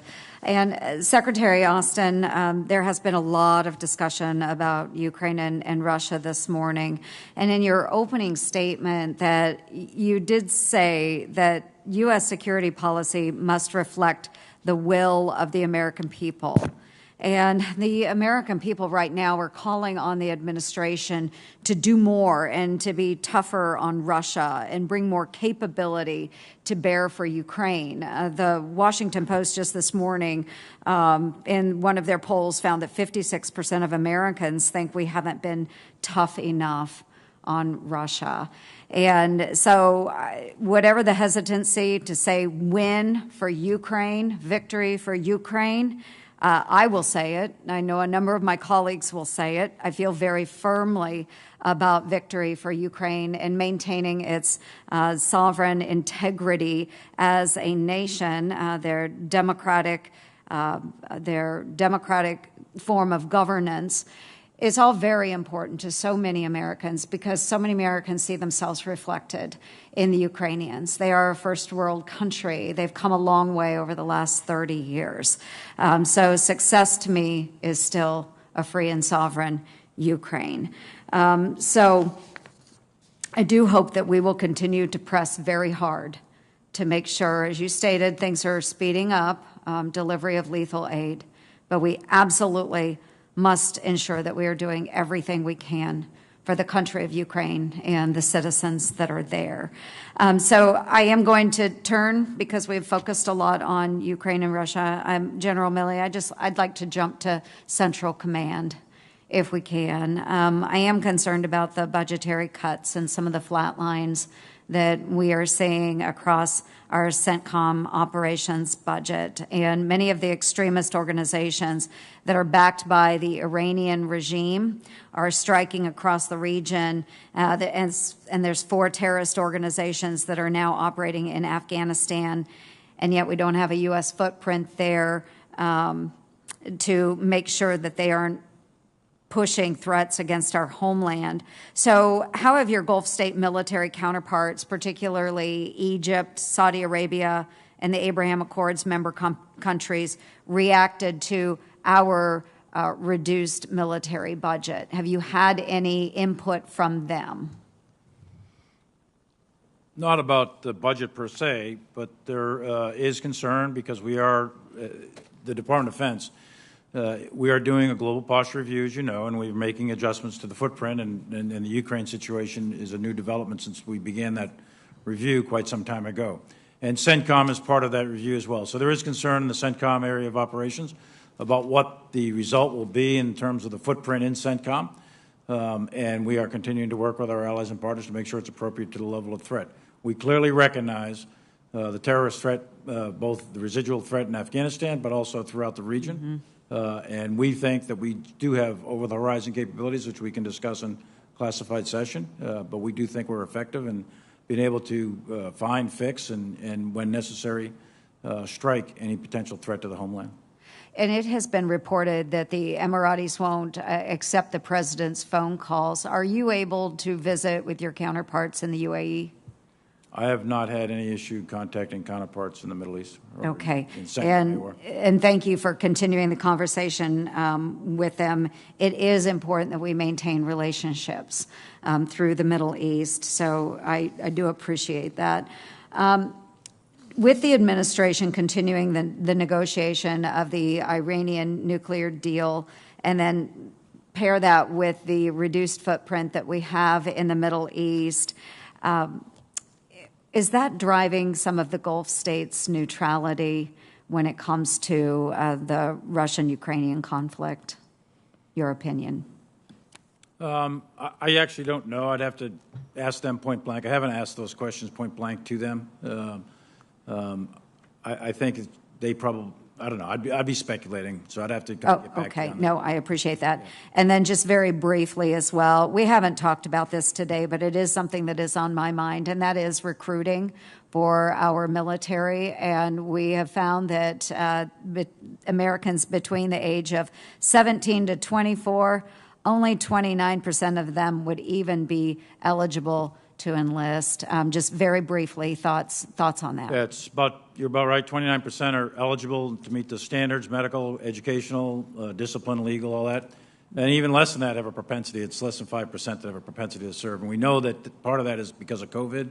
We know the propensity to serve goes up once you make contact. So personal contact with individuals out there in the recruiting regions, that's the key to propensity to serve. So it is a tough recruiting environment right now. And as you know, I think the Army's a little bit behind. Navy, Marines, and Air Force are all meeting their marks. We're only 4 months into the year, and that'll get adjusted as high schools graduate in the summer. And I think at the end of the year, the Army's projecting to come in a point or two below 100%. The other services are going to be at 100%. Yeah. Thank you. Thank you, gentlemen. Thank you, Mr. Chair. Thank you, Senator. And Senator Warren, please. Thank you, Mr. Chairman. So in the new budget, the Pentagon is asking for a lot of money, $773 billion. But some lawmakers say this is too low. And last week they proposed adding as much as 90 to 100 billion more. The claim is that the extra money is needed because of inflation. Now, there's no question that inflation is raising costs across the country, but we've also seen big companies taking advantage of inflation to jack up prices and to pad their profit margins. That is a particular problem in industries with lots of consolidation. The defense industry, which had 51 major companies competing for defense contracts 30 years ago, today has 5. That is concentration. Price gouging by defense contractors has been a big problem for a long time. Inspector General reports have found that defense contractors charge DOD $71 for a pin that should have cost less than a nickel, and $80 for a drain pipe segment that should have cost $1.41. And CEOs are already bragging to their investors that profits will be even higher this year. That kind of profiteering wastes taxpayer dollars and it hurts military readiness. Secretary Austin, let me ask you, under our budget, obviously, we have to account for cases where suppliers are increasing prices to cover higher costs elsewhere in the supply chain. We understand that. But these companies are doing very well for themselves. Should taxpayers be expected to subsidize higher profits for contractors that are using inflation as a cover to raise their prices above and beyond what is justified by an increase in expenses? Short answer, Senator, is no. And you have my commitment and the commitment of my entire team that we're going to do everything within our power to make sure that we're managing contracts and monitoring behavior so that we enable the people of the United States of America to get best value for its investments. Good. I very much appreciate that, Secretary Austin. You know, one of the things that defense contractors love to do when they're flush with extra cash, courtesy of the taxpayers, is to use it to goose their stock prices. The Pentagon's top contractors spent $15.5 billion on net buybacks last year, sending their stock prices zooming. That is the most of any year on record ever. But it's not just members of Congress who are using inflation as an excuse to ask for more money from the Pentagon. I was actually troubled to hear some Pentagon officials doing the same earlier this week. So, Secretary Austin, let me ask you directly. Are you comfortable with the figure in the President's proposed budget? I am comfortable, and here's why, Senator. You may have heard me say earlier that we went through great pains. We developed a national defense strategy, and we knew that our budget would have to match that strategy. And so we went through great pains to make sure that that was the case. This is a robust budget, and I think it allows us to get the capabilities that we need to support our operational concepts. Okay, and you are good on this number without adding another $90 or $100 billion to it? we certainly want to have the buying power to get the things that we need. But yeah, this budget gives us what we need to get the operational capabilities. Okay, look, I think that $773 billion for the Pentagon is already way too high. But the notion that we need to increase the total by another $100 billion or $400 billion every year just invites defense contractors to pick taxpayers' pockets. The American people are willing to pay to defend this country, but they're not going to sit still for being gouged by hugely profitable defense companies. And I appreciate your help on this, Secretary Austin. I am almost out of time, but Mr. McCord, I want to remind you that you owe this committee a backlog of several years of reports on the European Deterrence Initiative. Do I have your word we're going to get that done soon? Yes, Senator, we'll get those reports. All right. Thank you very much. Thank you, Senator Warren. Senator Sullivan, please. Thank you, Mr. Chairman, and gentlemen, thank you for your hard work. I know you've been burning the midnight oil. This committee certainly appreciates it. I want to agree with Senator Fisher on the NDS and getting that out. I actually read the classified version. I think there's not much in it that's classified, actually. I think you could get that out publicly pretty soon, you know, maybe remove a certain element to it, but I think that would be important. I was struck by pretty much everybody here, the chairman, all of you gentlemen, talking about how dire the global security challenges are, great power conflict increasing, more likely. General Milley, you said the greatest threat to global peace and security in your lifetime right now. So clearly, national security threats have increased since the last time you were here a year ago. Isn't that correct, Mr. Secretary, General Milley? Well, certainly, we've been focused on our pacing challenge of China. Yeah. Russia is an acute threat. Right. And right. But I mean, I don't want to be rude, but just since you testified last year, you compare your testimony today, both of yours, with last year's, the security threat has been significantly heightened. That's what you've just both said, correct? Tensions are certainly heightened. That's right. General Milley? You already said it, so. That's correct. That's my So here's the thing on that. I am actually stunned that the President put forward another budget that actually calls for real defense cuts. 4% increase with 8% inflation is a 4% real inflation adjusted budget. I think it's irresponsible. I think it's dangerous when you look at shrinking the Navy, shrinking the Air Force. There's no doubt in my mind that that gives our enemies comfort, and I think that this budget doesn't align with your statements about the severity of the national security challenges we face right now. And what's likely to happen, and it's sad, is that once again we're going to have to push the President to increase the budget in a bipartisan way, the way we did it last year. It's sad. The Commander-in-Chief can't reject some of his far-left members and say we need a robust budget. We put forward a budget that cuts defense spending, so I'm going to have problems with that. General Milley, I want to compliment you on your speech. I think it was in 2016. You gave a really prophetic, in my view, speech on Putin and the threat he brings forward. And you were actually criticized for that speech, I remember. But I think if you reread the speech, you were right on with what was happening. But you're seeing here, I think there's a source of bipartisan frustration to what's happening. I know you've been working it hard on Ukraine, but I think when the intel committees were briefing us prior to the invasion, they got it right, and so did all of you, what was going to happen. Then there was this notion that, and we were all briefed on it, that they were going to lose Ukrainians within 7 to 10 days. That was a uniform briefing. They're going to get crushed. Okay, they got that wrong. A lot of people got that wrong.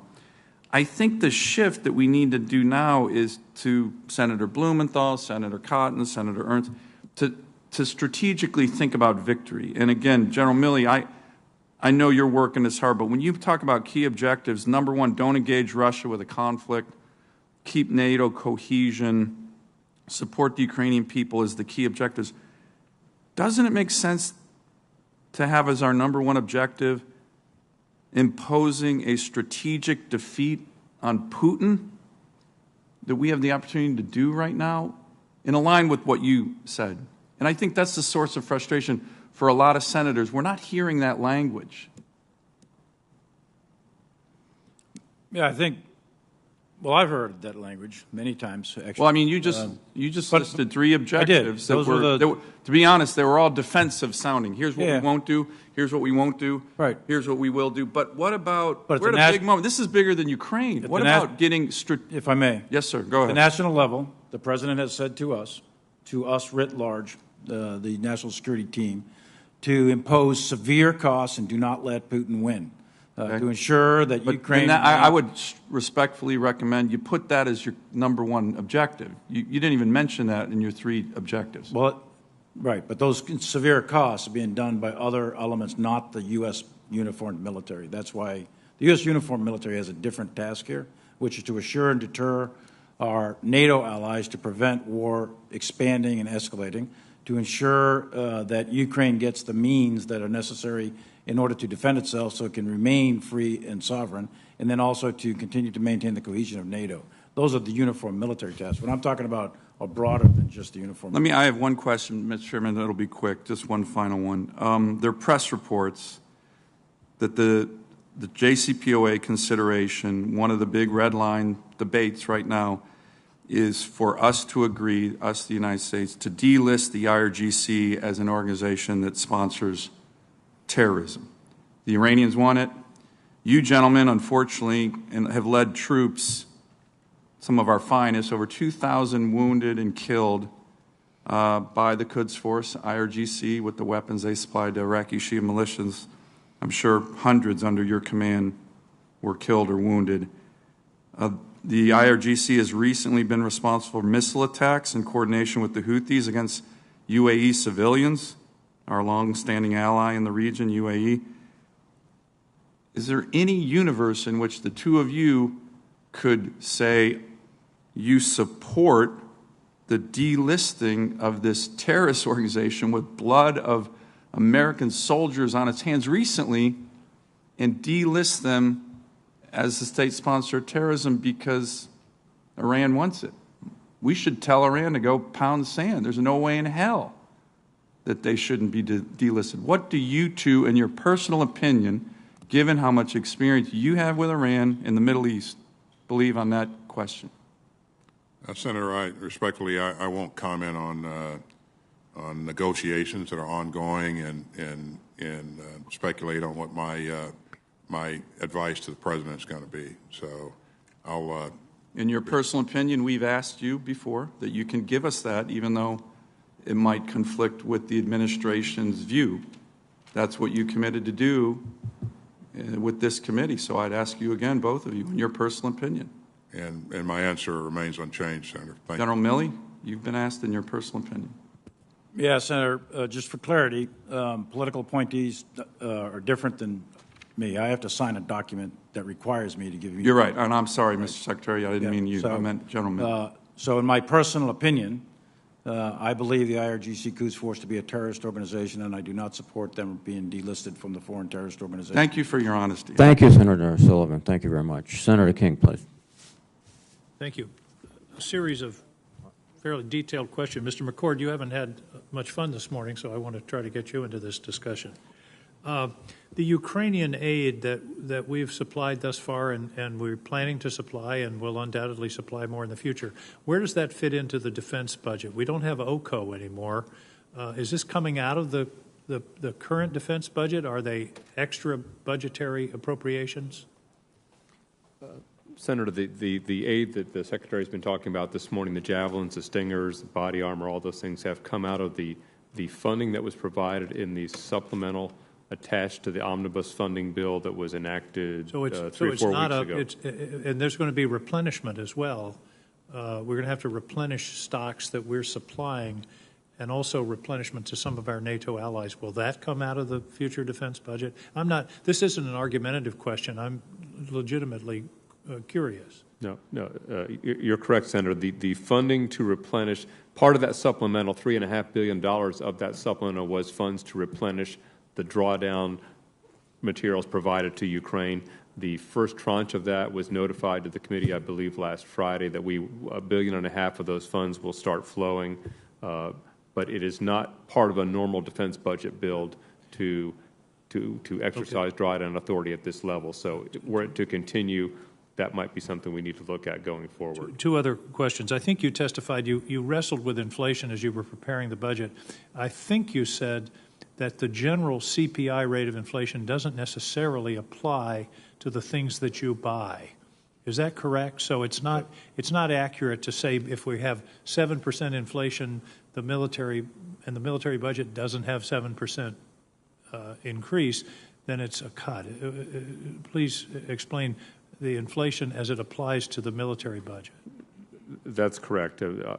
About 60 to 65% of our budget is buying goods and services from our industrial base, and about 25-30% then goes to military pay, and then we have a couple other factors like fuel. We have different inflation rates that apply to each of them, but by and large, a GDP deflator is the most accurate description of what we buy. That went up 4% last year, not 7%. That's the point I was making. Quick other question for you. How are we doing on the audit? That's been something that's been going on as long as I've been on this committee. Are we making progress to getting toward a clean audit? Senator, we're making progress, but the progress is not where it needs to be. The Secretary has been clear with me on that the progress we made last year was not where it needed to be, and there was a couple reasons for that, from the gaps in a transition year to COVID. We've been making some progress that is a little bit below the radar screen, that is not yet translated to the pass-fail grades that are the heart of an audit. We do need to redouble our efforts in the Secretary. Well, I would appreciate it. The prior administration made some progress on that, and I hope that the momentum won't be lost. That this is a responsibility we have to the American people. Secretary Austin, there are several wars going on in the world right now. One is in Ukraine, but one of them is also within the United States, where about, I think, 100,000 people died of overdose deaths last year. That's an attack on our country. My concern is when we had Southcom in here, they have 1% of the ISR resources worldwide, and they don't have adequate resources to interdict those shipments by sea that we know about through our limited ISR. I would hope that you would pay some attention to that, to add your attention to that, and also to think about setting this up in some way that there's somebody in charge. My worry is you've got DEA, you've got the Coast Guard, you've got partners, you've got the CIA, and you've got the Defense Department. Nobody's in charge, and the result is 2 people a day in my state are dying.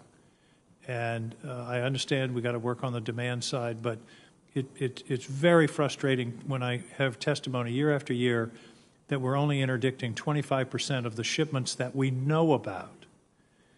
That's inexcusable. Mr. Secretary, I hope you'll recommit to this war.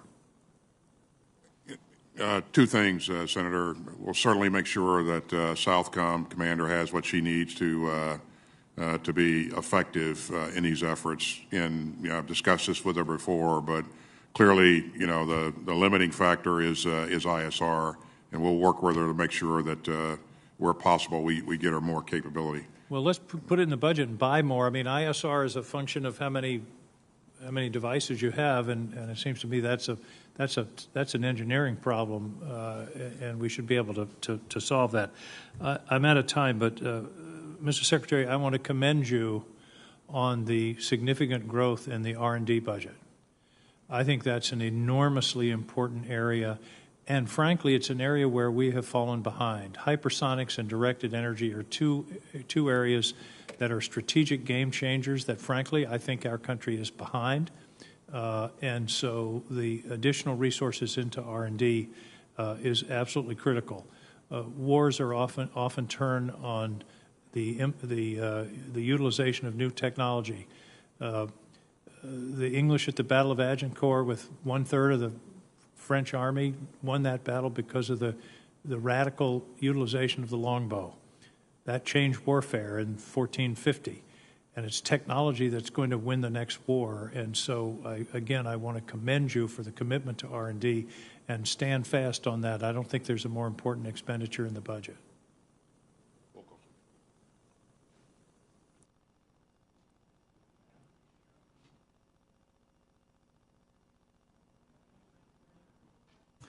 Senator Kramer. Okay. Thank you, Senator. Thank you both for being here and for your service. Mr. Secretary, last month your deputy said that the department, as directed by President Biden, aims to reach net zero greenhouse gas emissions by 2050. Then she mentioned the danger posed by China, illegal Russian aggression in Europe, persistent threats from Iran, North Korea, and other state actors. You both and others that work with and under you consistently and appropriately reference the importance of modernization, lethality, readiness, obviously. My question is, do you think China, Russia, Iran, or North Korea are going to be slowed in their military development by climate change concerns? I don't believe so, and I don't believe we will either, Senator. Do you know if they have plans to reach net zero, any of them? Senator,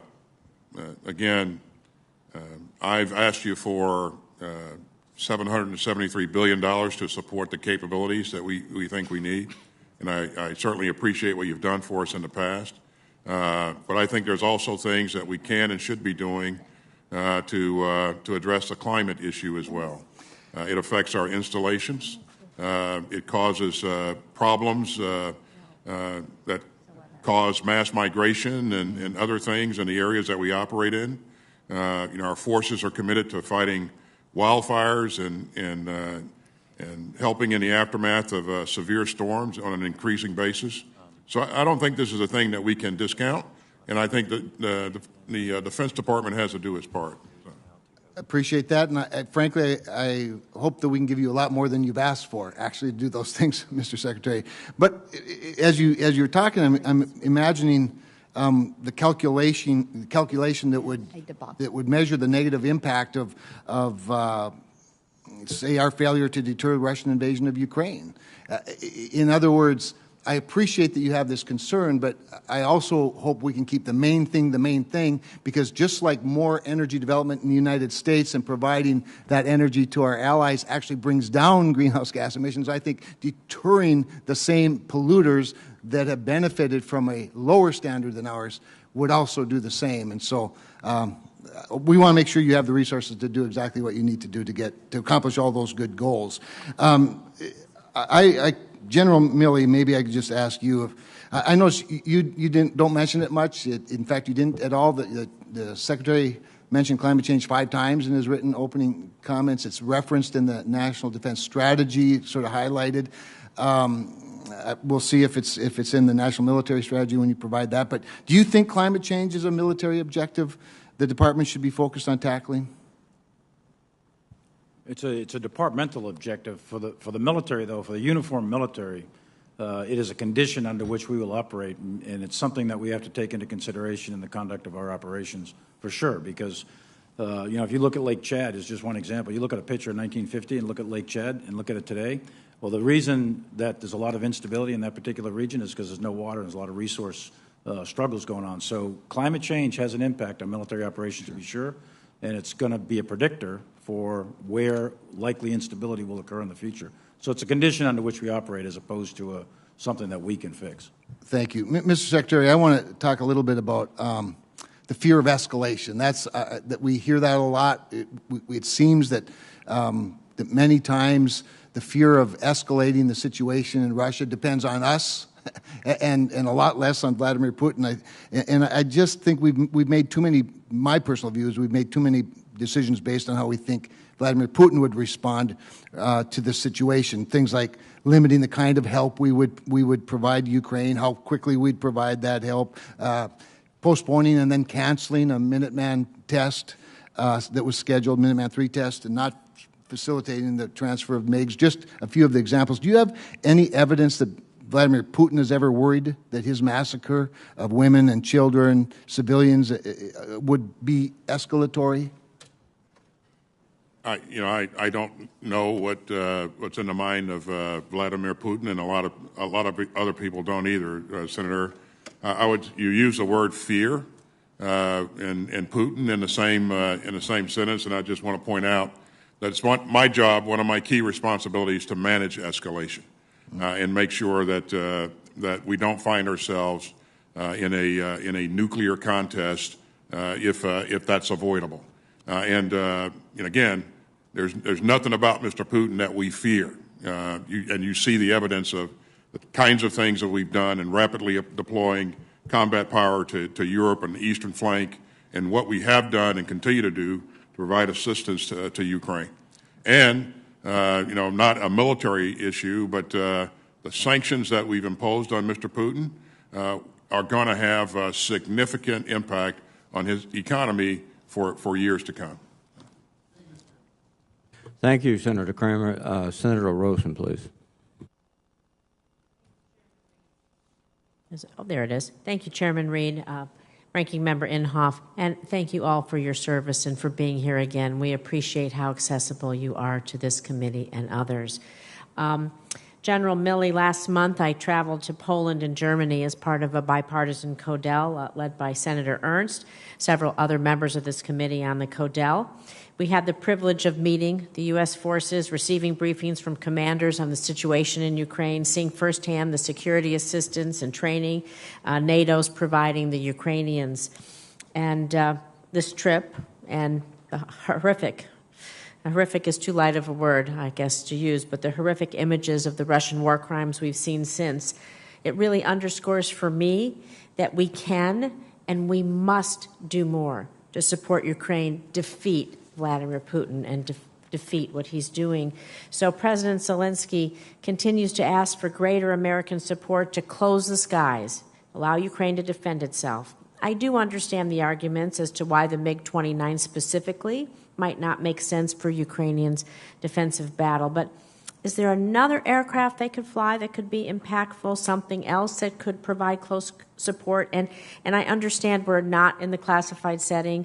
Are there other forms of lethal assistance you could talk about here that might help Ukrainians defend themselves against this brutality? The most effective is that which we have been providing, which is air defense systems. So the Russian Air Force has not, even today, established air superiority, let alone air supremacy, which is one of the reasons why they're having great difficulty on the ground. So the air superiority mission has not been achieved. Why is that? It's because of the survival of the air defense systems, both the man pads that we've been providing, Stingers and the like from other NATO countries, plus the longer range SAMs that have been provided and that they already had. So that system has denied the airspace, effective use of the airspace to the Russian military. Now, that's not to say Russian air is not getting through. They are on occasion. But for the most part, they're not being very effective, the Russian Air Force. And that's the reason. It's because of the air defense. So the best method right now, and the Ukrainians, I talk to my Ukrainian counterpart every couple of days, they are very, very thankful, extraordinarily thankful, on the 60,000 anti-tank weapons, which is the second system that is really effective, and about 25,000 anti-aircraft weapon systems that have been sent by the United States and our allies and partners. So those are the two weapon systems that have proven most effective, and the one for the air in particular, the best way to deny the Russians, the airspace is through the air defense systems, and that's what they're using.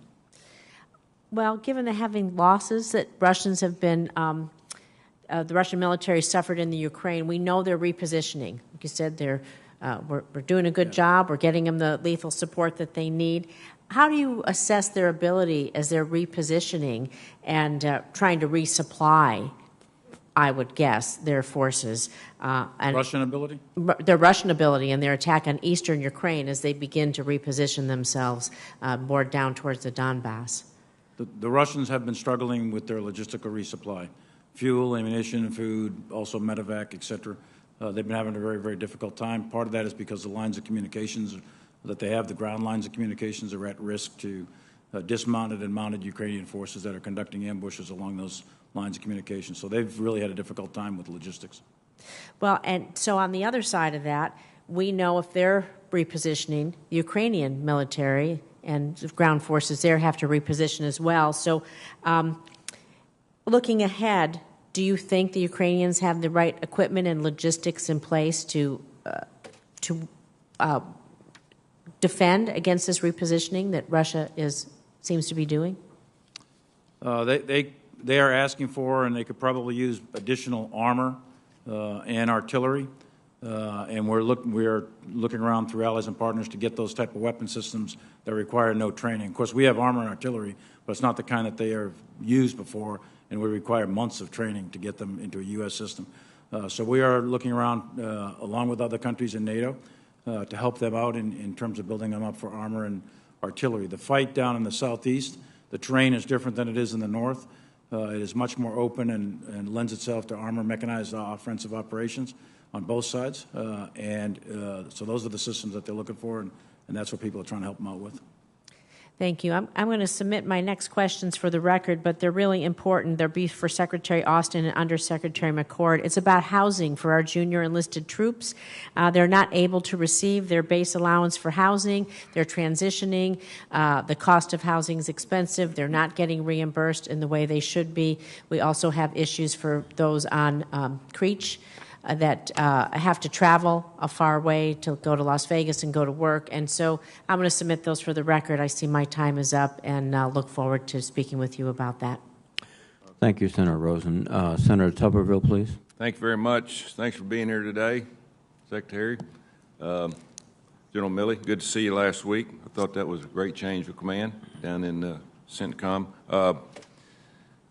Secretary Austin, as we all know, in the near future, we're going to get the IG report on Space Command, hopefully move into Huntsville and Redstone Arsenal. We've got a lot of great comments from you and Acting Secretary of the Air Force, Secretary of Air Force Frank Kendall, and, of course, General James Dickinson. All positive comments. IG report will come out in the future. Any thoughts about the future? Well, thanks, Senator.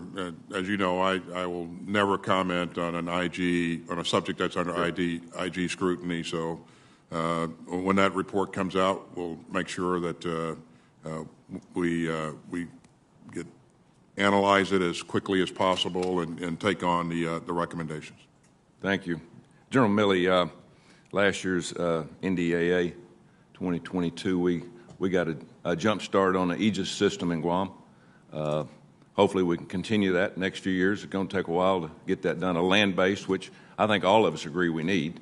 Now, we have an Iron Dome there. That's kind of, to me, that would, after visiting Guam a few months ago, that'd be kind of like swatting flies. What do you think in the near future we could do with that Iron Dome?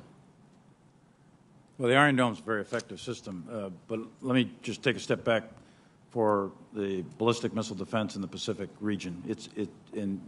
Senator Hirono had asked about that earlier.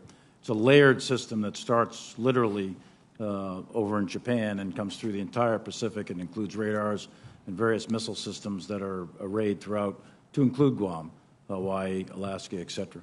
Specifically to the Iron Dome, it's a great system, and it's a very accurate system, and it's got a very good track record, and there's all kinds of utility for it in a wide variety of environments. So I'm a big fan of the Iron Dome. Thank you. General Austin, or Secretary Austin, extremely concerned about the situation on the southwest border. According to the latest data, Border Patrol has encountered more than 150,000 illegal immigrants a month for at least the past 12 months, and it's estimated at least 500 illegal immigrants have evaded the border just recently. I'm especially concerned about the trafficking of drugs, fentanyl, and the new drug most people hadn't heard of called ISO, which is 20 times more lethal than fentanyl coming across the border. The New York Post reported yesterday that you approved DHS requests for additional DOD at the border. Is that accurate?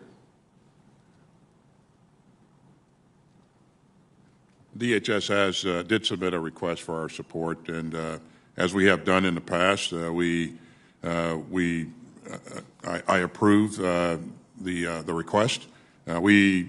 Again, DHS is a lead federal agency in this endeavor. We provide enabling support to DHS when and where we can and where legally possible. Yeah, it's obviously we need help, especially if we do away with Title 42, which it looks like it's coming. Have you done any assessment of, or has the Secretary give you any assessment about how many we would need down there if we did do something in your purview?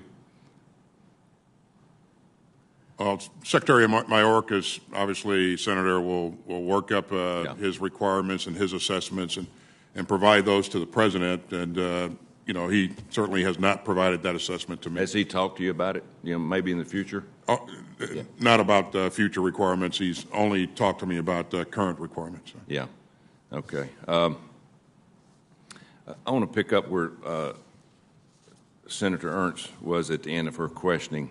I mean, anybody can answer this, but we're going to spend all this money on all this great equipment, and we're all good with that. But it takes people. It takes people to do that, and y'all know that. And I would love to see a better recruiting effort of spending some money, and because we're fighting big tech, we're fighting a lot of areas now. Being an all-volunteer Army, I think we got to put a larger foot forward in getting the best and the brightest young men and women in whatever part of our military. And I think it's going to be one of the most important things we do. We can't fight a war or have a deterrent unless people really understand we have got a fighting force that really is sold out on this country and wants to lay their life on the line. And just your thoughts, both of y'all's thoughts on that, real quick. I absolutely agree with you, sir. We need to continue to invest in the quality of our force. That's exactly what you've heard come from our Army leadership, the Secretary and the Chief, and it's what you'll hear coming from all of our secretaries. It's what we need, what's made us dominant and the best force in the world, and what we'll need to going forward to continue to be the best force in the world. Sure. And I just want to assure you and everyone that's listening that we have tremendous standards and we have tremendous people in uniform today. As we go forward, we have to take into account the future operating environment, changing the character of war. So our recruiting does need to be adjusted. We need to up our game, and we're going to have to look at, in some cases, look at different recruiting bases in order to get people for cyber and space and some of the other high-tech things, because we're moving in to literally a different era in warfare, and we are going to have to adjust our recruiting to match that future. Thank you. Thank you for your service. Thank you, Mr. Chair. Thank you, Senator. Senator Kelly, please. Thank you, Mr. Chairman, and thank you to all of you for being here today. Secretary Austin, I want to discuss PFAS contamination near military facilities.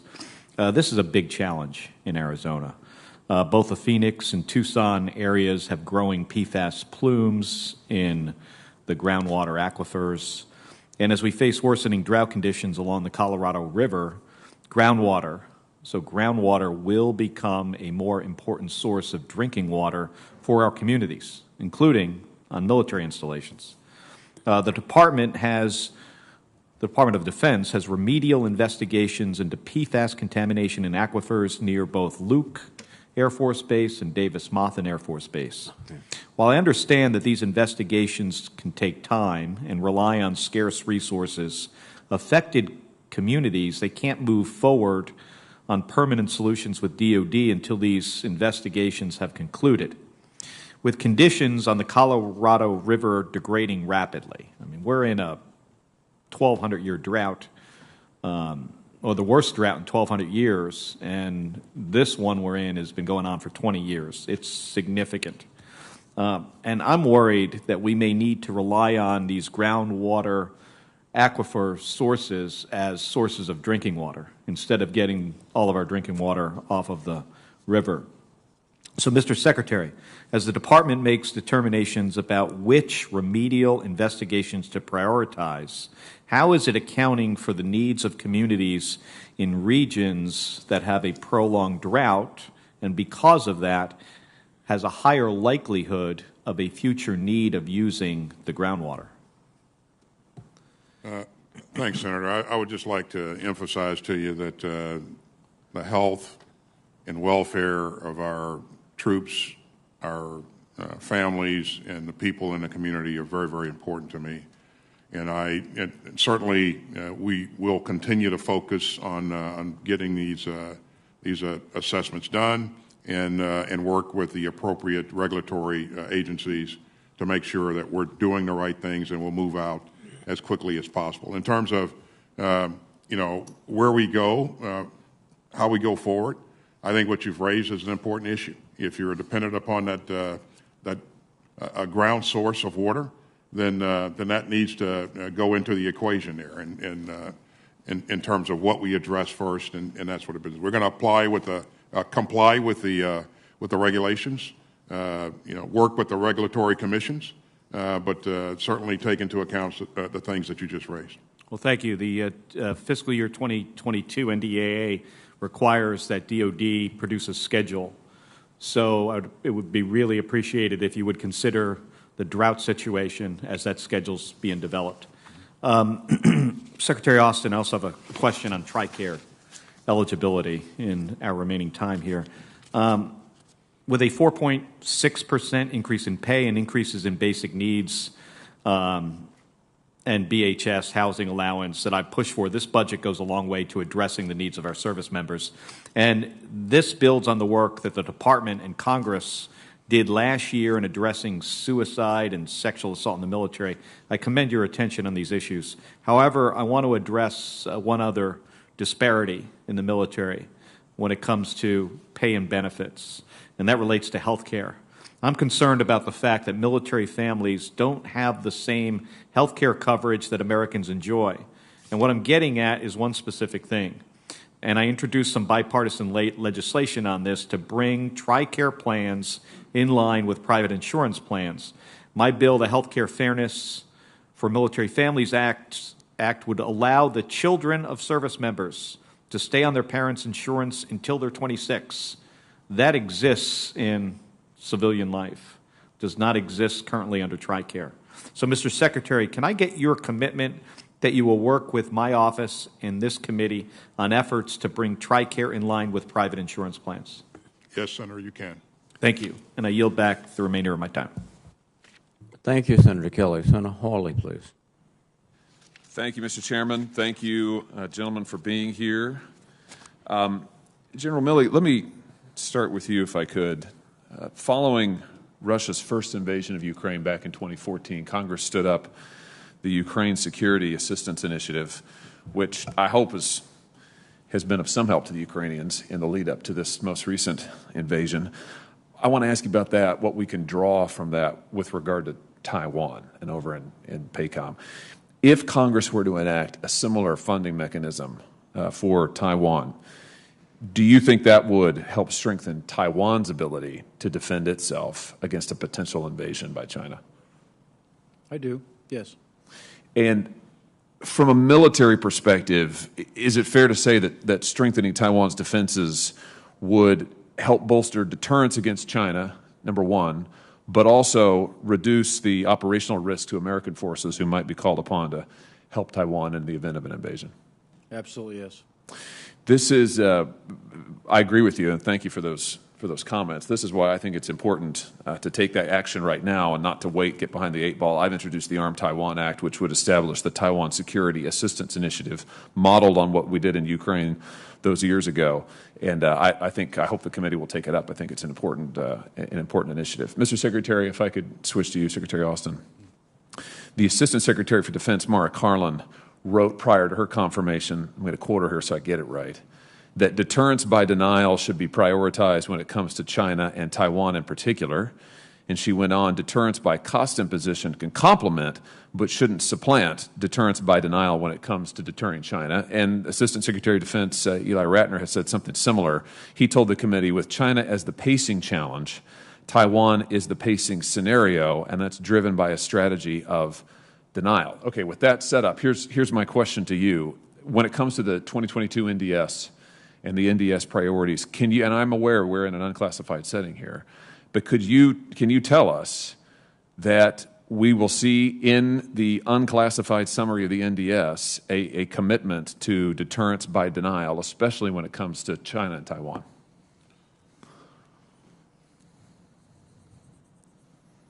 Our defense strategy accounts for the things that you just highlighted, Senator, which is why both of my assistant secretaries have highlighted that. But yeah, that's in the strategy, and we'll make sure that our unclassified version of the strategy appropriately reflects what's in the strategy. Good. So just to make sure I understand, when you say it's in the strategy, you mean It's accounted for in the strategy. deterring by denial, deterrence by denial when it comes to China and Taiwan is in the strategy. Have I got that right? That's right. And then I can entertain your other questions in the classified setting. Great. But just fair enough. But just to close the loop on this, you said we would see that reflected in the unclassified summary when that's made available. What I said was you'll see the unclassified summary reflect what's in the classified summary. Okay. We need to be mindful of what's transportable, what we can move to the unclassified session. Okay. Good. Just staying on this theme here, Assistant Secretary Ratner has also testified that Taiwan is the pacing scenario.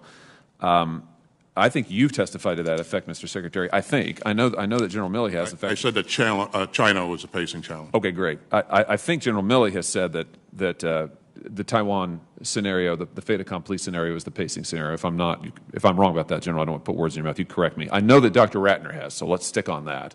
I've said it before. Go ahead, General. No, I've said that before, and that's the scenario. That's one of the scenarios that we use for force development and so on and so forth. But thank you. It is clearly the most important. Thank you. So here is my question then to you, Mr. Secretary. Will we see that the Taiwan scenario, the danger of a fait accompli, will we see that in the unclassified summary of the 2022 NDS? Again, I'll just say that the unclassified summary will reflect what's in the National Defense Strategy. In terms of specific wording, I won't commit to a specific wording at this point. So. Could I get you to commit to this? Would you echo what General Milley just said, and that I assume your assistant secretaries reflect your views, but that's exactly right. They do. Okay, and so could you tell me in your own words, though, Mr. Secretary? I mean, let me ask you this way. I don't want to put the words in your mouth, so let me ask you: is it your view that the Taiwan fait accompli scenario is the pacing scenario, just as China is the pacing threat? Is that fair to say? It is a pacing scenario, and I would say that our China policy has not changed. My time has expired. I'll have a few more follow-up questions, and hopefully also in the classified setting. Thank you, Mr. Chairman. Thank you, Senator Hawley. Senator Peters, please. Thank you, Mr. Chairman and gentlemen. Thank you for being here today. I understand that as part of the U.S. deterrence measures up to and after the invasion of Ukraine, there are now 3 U.S. armored brigades forward deployed in Europe. That's the most since early the 2000s, when the U.S. made a strategic decision to permanently move its heavy armored forces out of Europe and bring them back to the United States. Recently, Army senior leaders have said that the strain on the Army's 11 active duty armored brigades, ABCTs, is at a high point, and noting that the rotational units basically need a 3-to-1 rotation or ratio to avoid excessive operational tempo, and that 11 active ABCTs falls short of a sustainable ratio. I also note that while Congress has consistently provided funding for at least 1 brigade of tanks each funding cycle, only 3 U.S. Army brigades have been fielded, the most modern Abrams tanks, including 1 brigade set in Army pre-position stock in Germany that is now being forward deployed to Poland.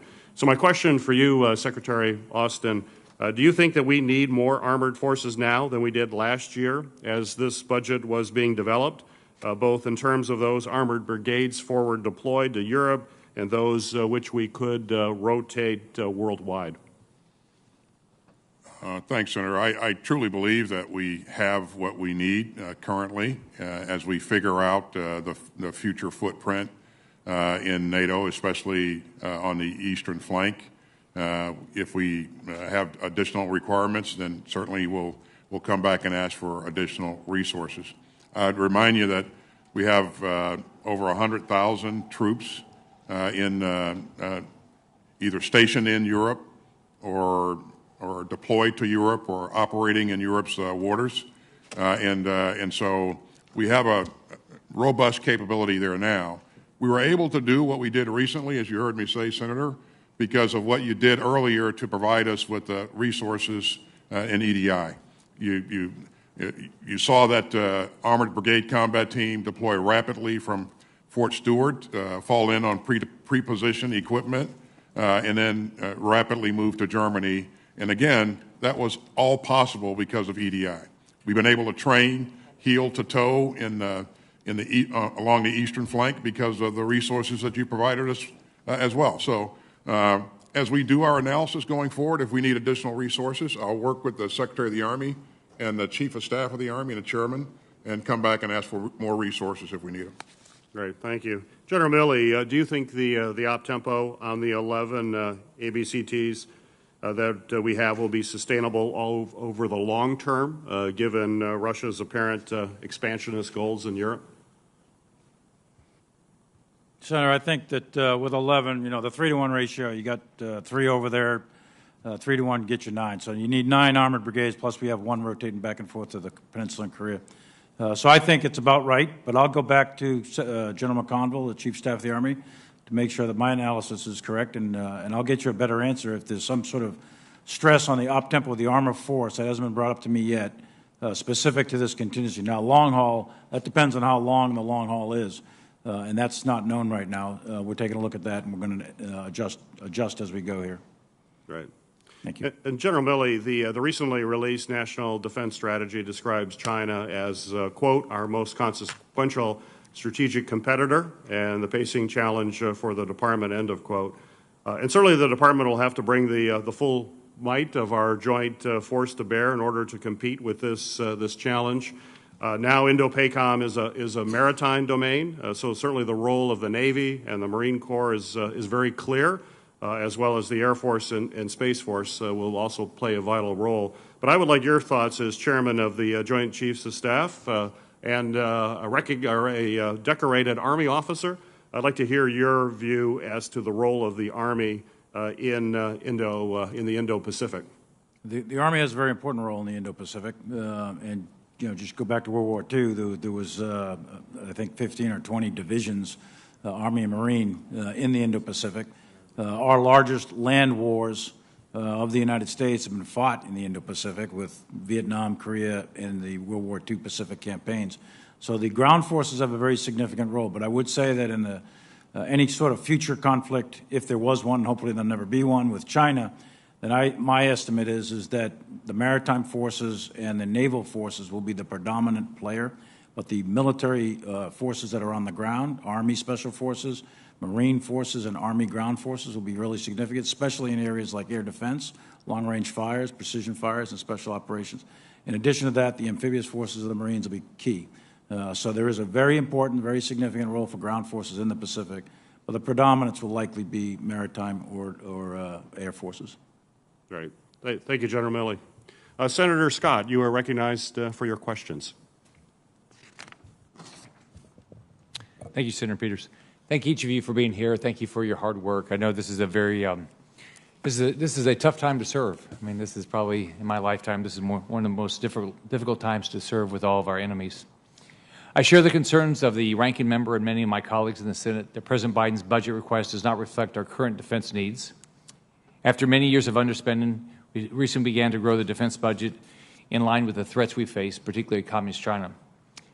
Still, just last year, we had to increase the President's budget by more than $25 billion, and for months now, we've been urging the administration to increase our defense spending so that we can meet our modernization needs, deter and, if needed, defeat our enemies, and overcome the impact of the terrible inflation this administration has caused with reckless spending. So we're living in some of the most difficult times since the Cold War, with Communist China, Russia, Iran, and North Korea flexing their muscles, increasing their hostility to us and our allies. But you wouldn't know it based on this budget request. So to me, it's disappointing that the President didn't request a budget that would do a better job of putting us in a position that we can deter our enemies and make sure we take care of our service members and their needs.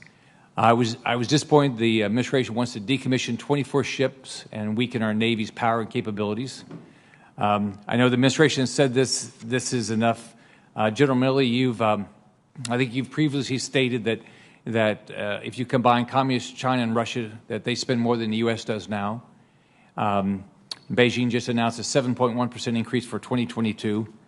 And I think you just testified in the House that this budget assumes an inflation rate of 2.2%.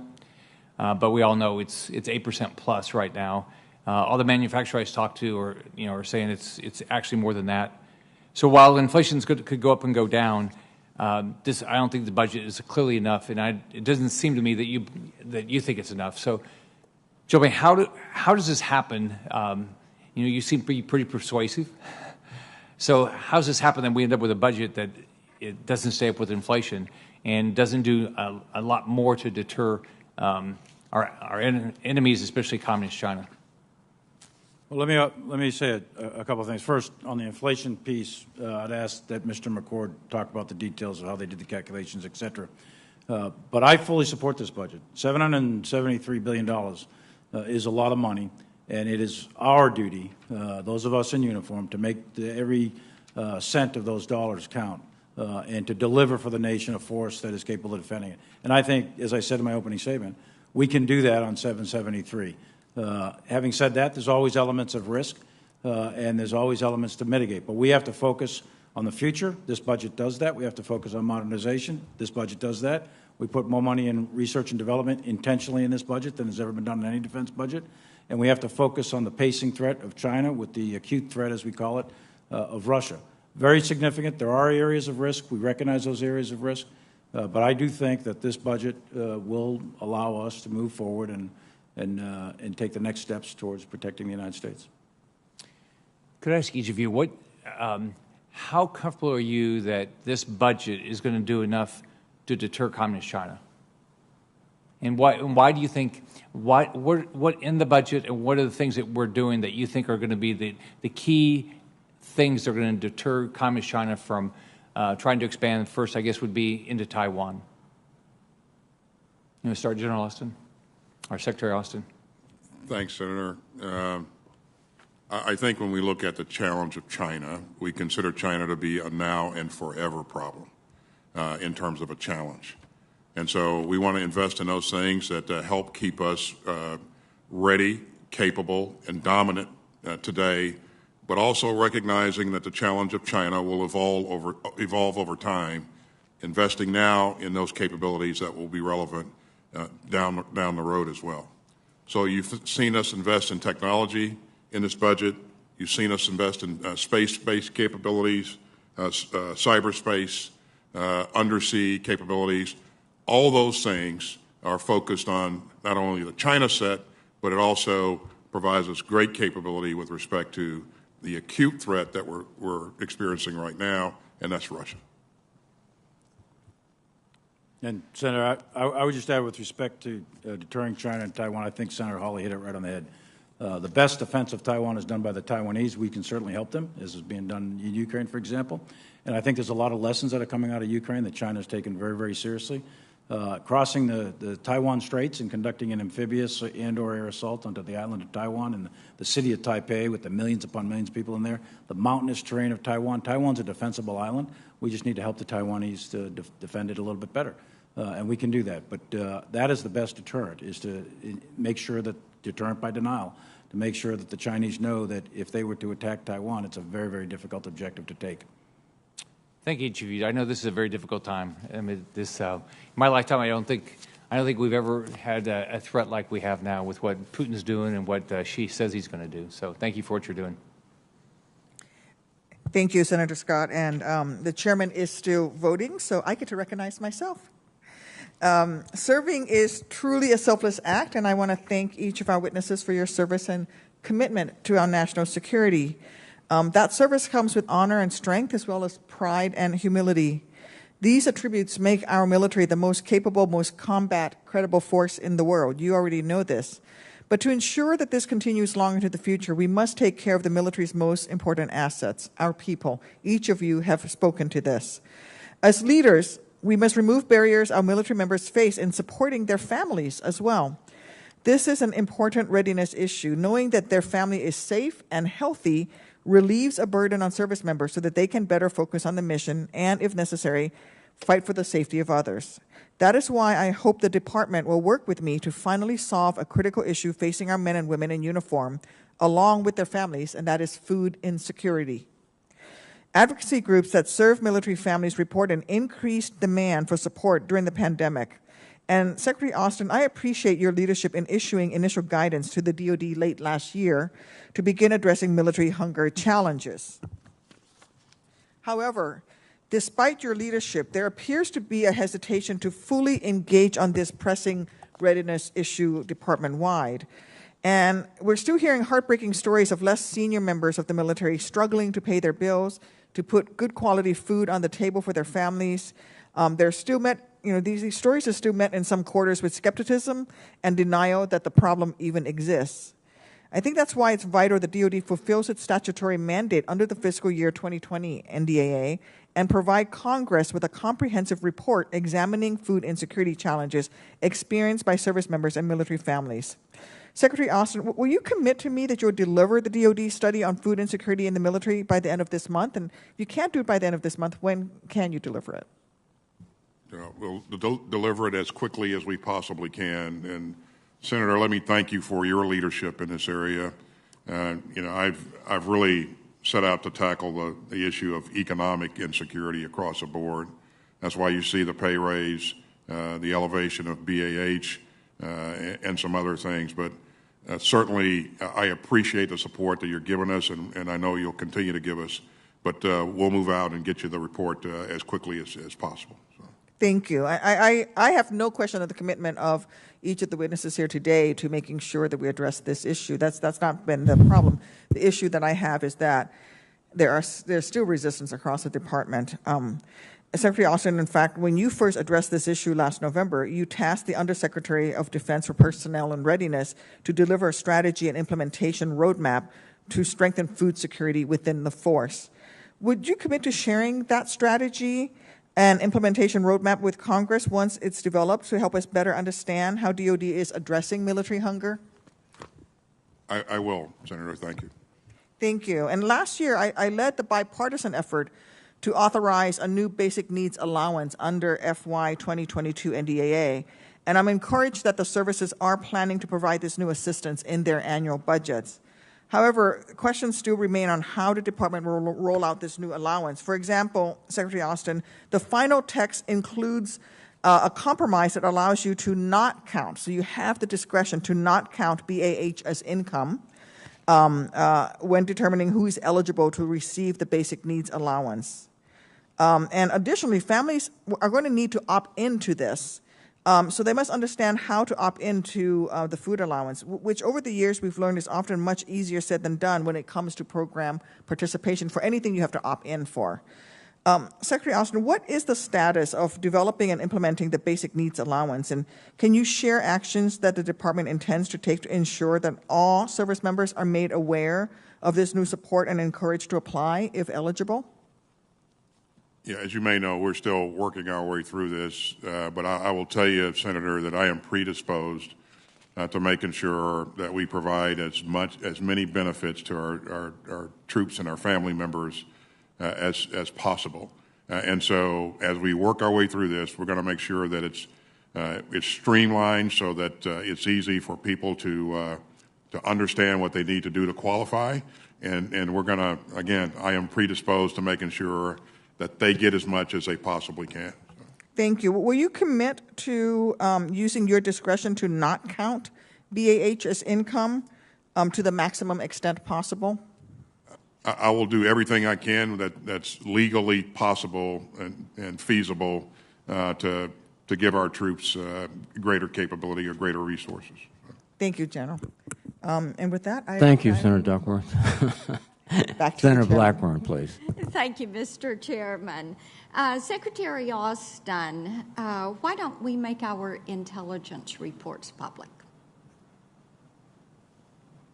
We share as much as we can from our intel reports, but as you know, we have to be careful about protecting sources and methods, right, so that we don't lose capability.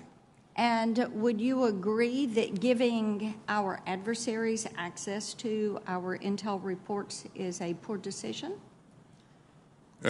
Exactly. I think that's something that we absolutely work to avoid. Okay, and so then why did senior Biden officials hold nearly half a dozen meetings with top Chinese officials to give them information on Russian troop movements? I don't know I don't have insights on any occurrences like that. So Okay, it seems the Chinese called up their comrades in Russia and sent Moscow the intel that Biden staffers provided them. And it appears that U.S. officials knew Beijing gave the intel to Moscow. So I would imagine you do not support giving Russia our intelligence. I am unfamiliar with the issue that you raise, but you are right. I do not support giving our adversaries. All right, General Milley, under what circumstances, if any, have you advised intelligence sharing with Beijing? Zero. Never. Thank you. Given what we know now about how that subsequently shared information, this intelligence went to Moscow, what would you advise for similar scenarios going forward? I don't think you should give intelligence to your adversary, period. Thank you. What senior leader is ultimately responsible for this decision of intel sharing? Is it you? Is it Secretary Austin? Is it Jake Sullivan? Is it the president? Who is it? My opinion is, I'll give you a couple of answers to that.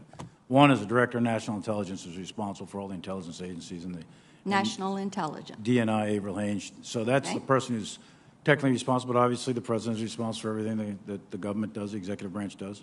And then each of us are responsible within our areas of responsibility. Okay. So under what authorities would we share our intelligence with Beijing? I would ask that you ask these questions of the DNI. However, my knowledge of the system is that the president and/or the director of national intelligence, or perhaps the director of the CIA or something like that, does have authorities. But I don't know what those are specifically, and it's not something I can answer with accuracy. So it's not a practice you approve of, but we do know that it has happened, correct? I don't know that it's happened. I'm not aware of what you're talking about, actually. Okay. We've talked a good bit about Afghanistan today. So did Biden's precipitous withdrawal from Afghanistan, which really fed perceptions of America in retreat, did that play a role in shaping Putin's decision to invade Ukraine? From the intelligence I've read, it's not clear. I think it certainly is possible, but I also know that Putin had aims on Ukraine long before the end of the war in Afghanistan. In fact, in October, we all know that. Yeah, and so he saw his opening, right? Well, the forces were building up. They began to build up their forces in September, October. So right. I think in order to do that, they would have had to have the plans and approval long before September, October. They have a habit of moving forward at the end of the Olympics. They did it in 08, they did it in 14. We were watching, and the White House chose not to move forward. I want to ask you, you have both failed, and this comes to each of you, to share with us the budget line items for diversity and inclusion initiatives, and much less any way that you would tie those initiatives to war fighting. But public reporting has given us some insight into what is being spent and how some of that money has been spent. And Secretary Austin, earlier this year, there was a report that said the Department of Defense is studying the issue of allowing gender non-binary people to serve in the military. Is that true? I am supportive of allowing any person that's eligible and can meet the qualifications to serve their country. And who is involved in the study? Are uniformed military personnel involved? I can't speak to at this point who's involved in any of the studies that we have ongoing, just off the top of my head, but I'll certainly take the question for you. And what will the living arrangements be made for non-binary service members? Are you all going to come back to us and ask for an appropriation for housing? Senator, any study that we do, it will certainly be transparent and make it available to you. And what about gender fluid individuals? How will you handle a service member who identifies as male on some days and female on other days, or polygender I won't, individuals? I don't care to speculate on what we're going to ask you for, or what we're going to how we're going to qualify people. Again, some of this is in litigation in various states, and I think it's best to take your question for the record. Okay. I have some questions, Mr. Chairman, that I'll submit for the record. But Thank you, Secretary Senator. Austin, I do have some questions on hypersonics. Well, we will be going immediately, Senator Blackburn, into a classified session, and those questions I think could be answered there. Gentlemen, let me thank you for your testimony. We will adjourn the open hearing and reconstitute the committee in SV 217 at 12:30. At this point, I will adjourn the open session and join you at 2:30 at SVC 217. Thank you.